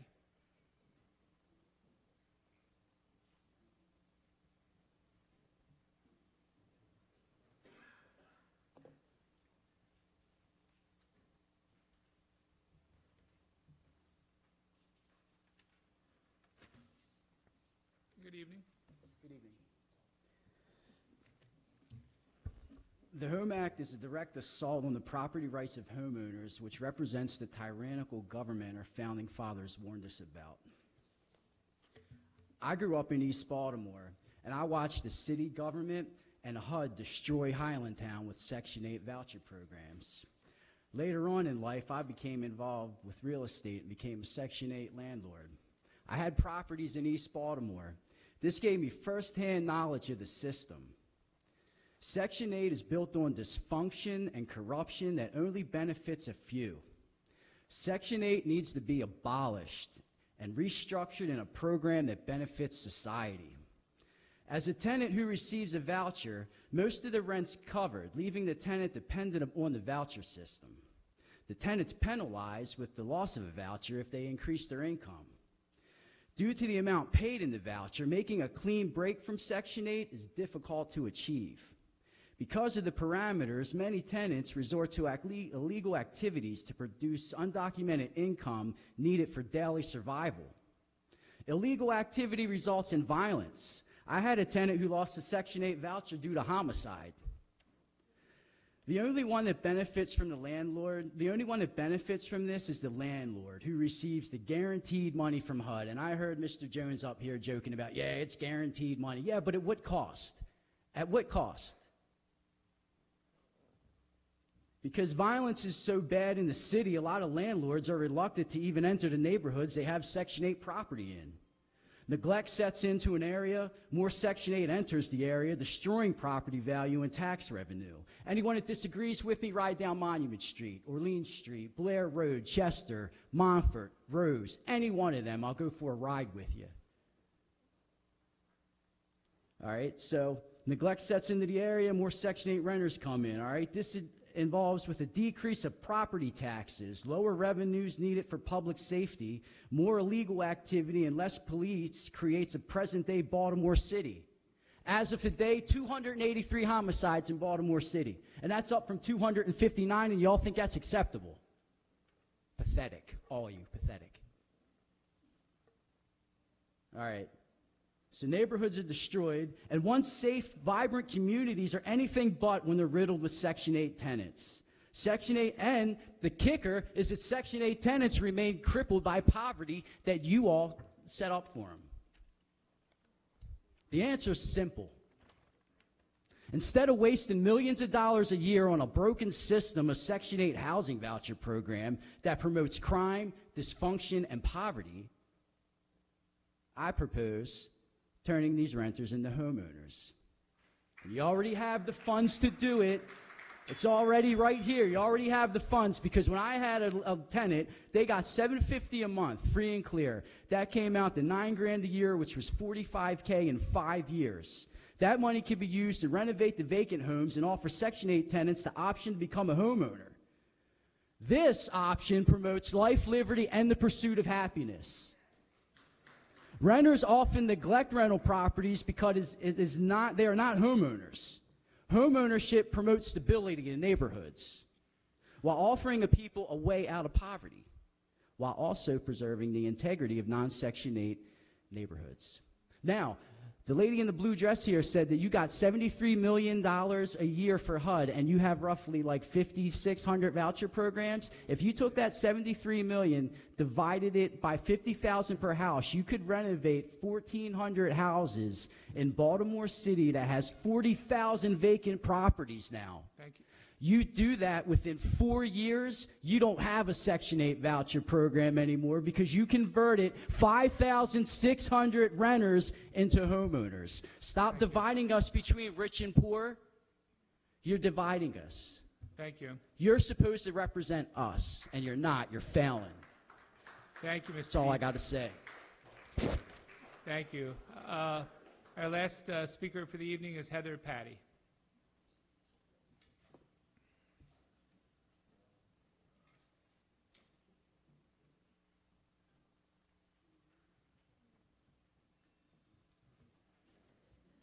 And good evening. Hi, good evening. My name is Heather Patty, and I live in White Marsh District 6. And I want to say hello to the new faces, the familiar faces, and the old faces. Let me preface my statement by saying the Affordable Housing Voucher Program is a wonderful and much-needed program. I have no problem with the voucher program. The problem that I have with it is, unfortunately, we have been ignoring the big pink elephant in the living room, so to speak. The bill is not about establishing affordable health care. That's already happened. The bill is about property rights, no matter how anybody wants to look at it. And I will also preface my testimony by saying I have always been told since I'm a small child, a proper decision is never an emotional decision. We need to separate emotions and facts. So here are a few facts. Vouchers are not income, according to the IRS, and I like to say they're pretty much the expert on income. So vouchers aren't income. Rather, they're a method of payment, almost like a charity. I am very involved in charity. I collect things. I give them to people in need. That's sort of what the voucher program does. It gives people that justifiably have a need a means to have housing. Not a problem with that. However, there is no such thing as discrimination for lack of income. That's a made-up word that has been circulating lately. For example, if I want to rent an apartment or home that I can't afford and I need help, what do? I take what I get. I mean, I would love to live in Hawaii or New York or Washington, but it's not fitting my budget. So when we were poor, when I was growing up poor, we took what we were given and we were happy and we worked hard to go beyond that. And thankfully for us that we were able to do that. So not choosing to accept vouchers does not equate to discrimination. Not all stores accept WIC or Independence. Not all healthcare providers accept Medicaid. Is that discrimination? I don't think it is. I think it's capitalism. There are enough that accept those things. And to the very sweet, I shouldn't say sweet, but the very lovely lady veteran that was up here earlier that was disabled, and I felt for her that she couldn't choose to live where she wanted to live. Honestly, I'm not making fun of her, but she did find a place. So there are enough places available. Might not have been ideal for her. She might not have been close to her family or whatever, but that's unfortunate. Sometimes when we're asking for help, we don't get ideal solutions. So the Fair Housing Act already prohibits discrimination and provides remedies for those negatively affected. Why are we having to create more and more bureaucracy? I am a registered nurse, and I can tell you firsthand, the elderly, disabled, and low-income veterans are better served by an elevator-accessible apartment complex with 24-hour maintenance and property managers. I promise I just have another minute to go, and that other man yielded his time. If you could just conclude your remarks soon. I promise I will conclude quickly. We all want to go home. So I have 3 to 4 bedroom, single-family home rental properties with stairs to enter and exit, trash that goes to the curb, yard that needs to be maintained. That's not ideal for elderly, disabled, and veterans that are a low income. That's just not. Plus, my payments are always accepted in cash, not bitcoins, credit cards, vouchers, checks, etc. That's my property right. And despite the councilwoman's comments on social media, I do own property, and I own a lot of it. As a daughter of the American Revolution, I'm wrapping it up, I'm appalled at the thought of Baltimore County forcing me and others to lose our constitutional rights on property and enroll into yet another government program. The 5th and 14th Amendments guarantee due process and say the government cannot take my property without compensation at fair market value. I'm already subject to the other things we mentioned, fair housing and Baltimore County registration. Now you want to force me to use my property as you see fit? You're welcome to purchase my property, but that's my property right. And at the very least, if you must pass this as it is, make one amendment and exclude private landlords with 25 units or less. We do not have professional property management companies and all of the other resources available. And this ends, one other thing, I'm against the cap, because the cap actually does what this bill hopes to correct. It will concentrate poverty. You have a cap, you have a limit. Gotcha. No cap. Thank you. Thank you very much. I appreciate your Thank time. you, Ms. Patty. Any closing thoughts or comments from the council? Everybody good? Everybody good? Councilman Jones, you want to say something? I'll just be real brief. I want to thank everybody for coming out. And, you know, a lot of people, there's a lot of misconceptions. Starting with, we are not HUD. We're not the federal government. We don't have the right to alter their program. So if you want the program altered, I suggest you contact your congressman or your United States senator, because those are the people that can alter the program. But I do thank you all for coming out, and we'll see what happens. Ms. Rogers? Yes, thank you, Chairman Quirk. And Councilmember Bevins, when you asked earlier about numbers, I asked Ms. Parham Green to get the numbers for us before we close out today. And we just want to thank you for that question. As Ms. Parham Green indicated, we have about 5,600 current voucher holders.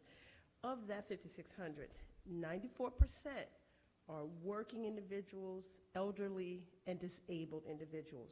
The sub-breakdown of that, 57% are disabled head of household. That means they are the voucher holder. 34% are elderly, and they're the head of household. 49% of those rely on SSI, which we know is a low-income federal program. Social Security, or low pension. So they're low-income individuals. 53% of voucher holders are families with children.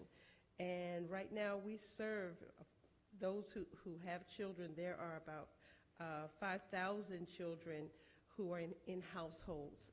So from what we're looking at, 48% of our voucher holders are single heads of households, and 33% are wage earners.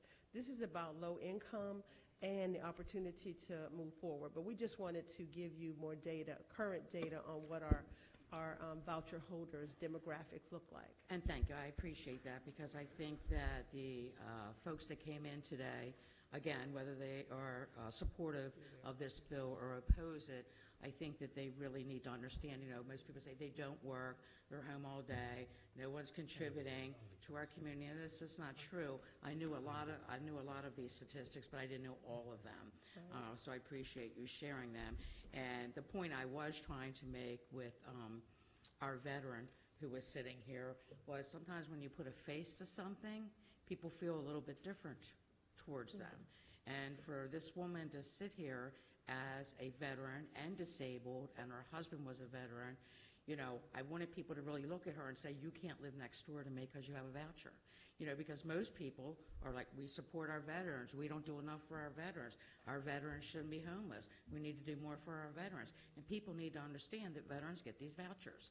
So they were my points today, and thank you so much for getting these stats for me. Right. And one other point we want to make, when we talked about long-term use of the vouchers, that's just it, because a senior or a disabled veteran who, say, was disabled early in their life, if they find a good place that's stable, then they would more than likely stay in that place. That's why you have individuals who remain with the vouchers. If you look at the percentage of the population of veterans and seniors who have vouchers, it would be natural for them to stay. Sure. But the younger families don't stay for those period of time. But just having to look at the data as who the faces of the people are that have the vouchers, I think that in itself is a part of this. And there was a comment made by one or maybe two people today about why would somebody need a voucher for 35 years? Exactly. Well, if you're handicapped, that's not changing. If you have a disability, that's not changing. So that's why you've been on a housing voucher for so long. I mean, that was just a statement I couldn't get past. So thank you so much. Appreciate it. Thank you. Councilman Marks? Thank you very much. I want to thank everyone who came today. I thought, for the most part, the comments were civil and thoughtful and reflective of the greatness that is a part of American democracy. This council was not part of the agreement signed by a previous county executive, and it is our responsibility to debate these things, and it is our right to reject or approve this legislation. And I think for the most part, we had an outstanding work session, and I just want to thank all of my colleagues for their questions and all of you for showing up. Other thoughts or comments? Anybody from anybody? Everybody good? Alrighty. Well, in closing, I'd like to thank everybody, as several councilmen said, for coming out. Whether you were opposed or whether you're for it, you're exercising your rights as a citizen, and we appreciate your time and your patience on this long day. So thank you all. Please have a safe drive home. Thanks again.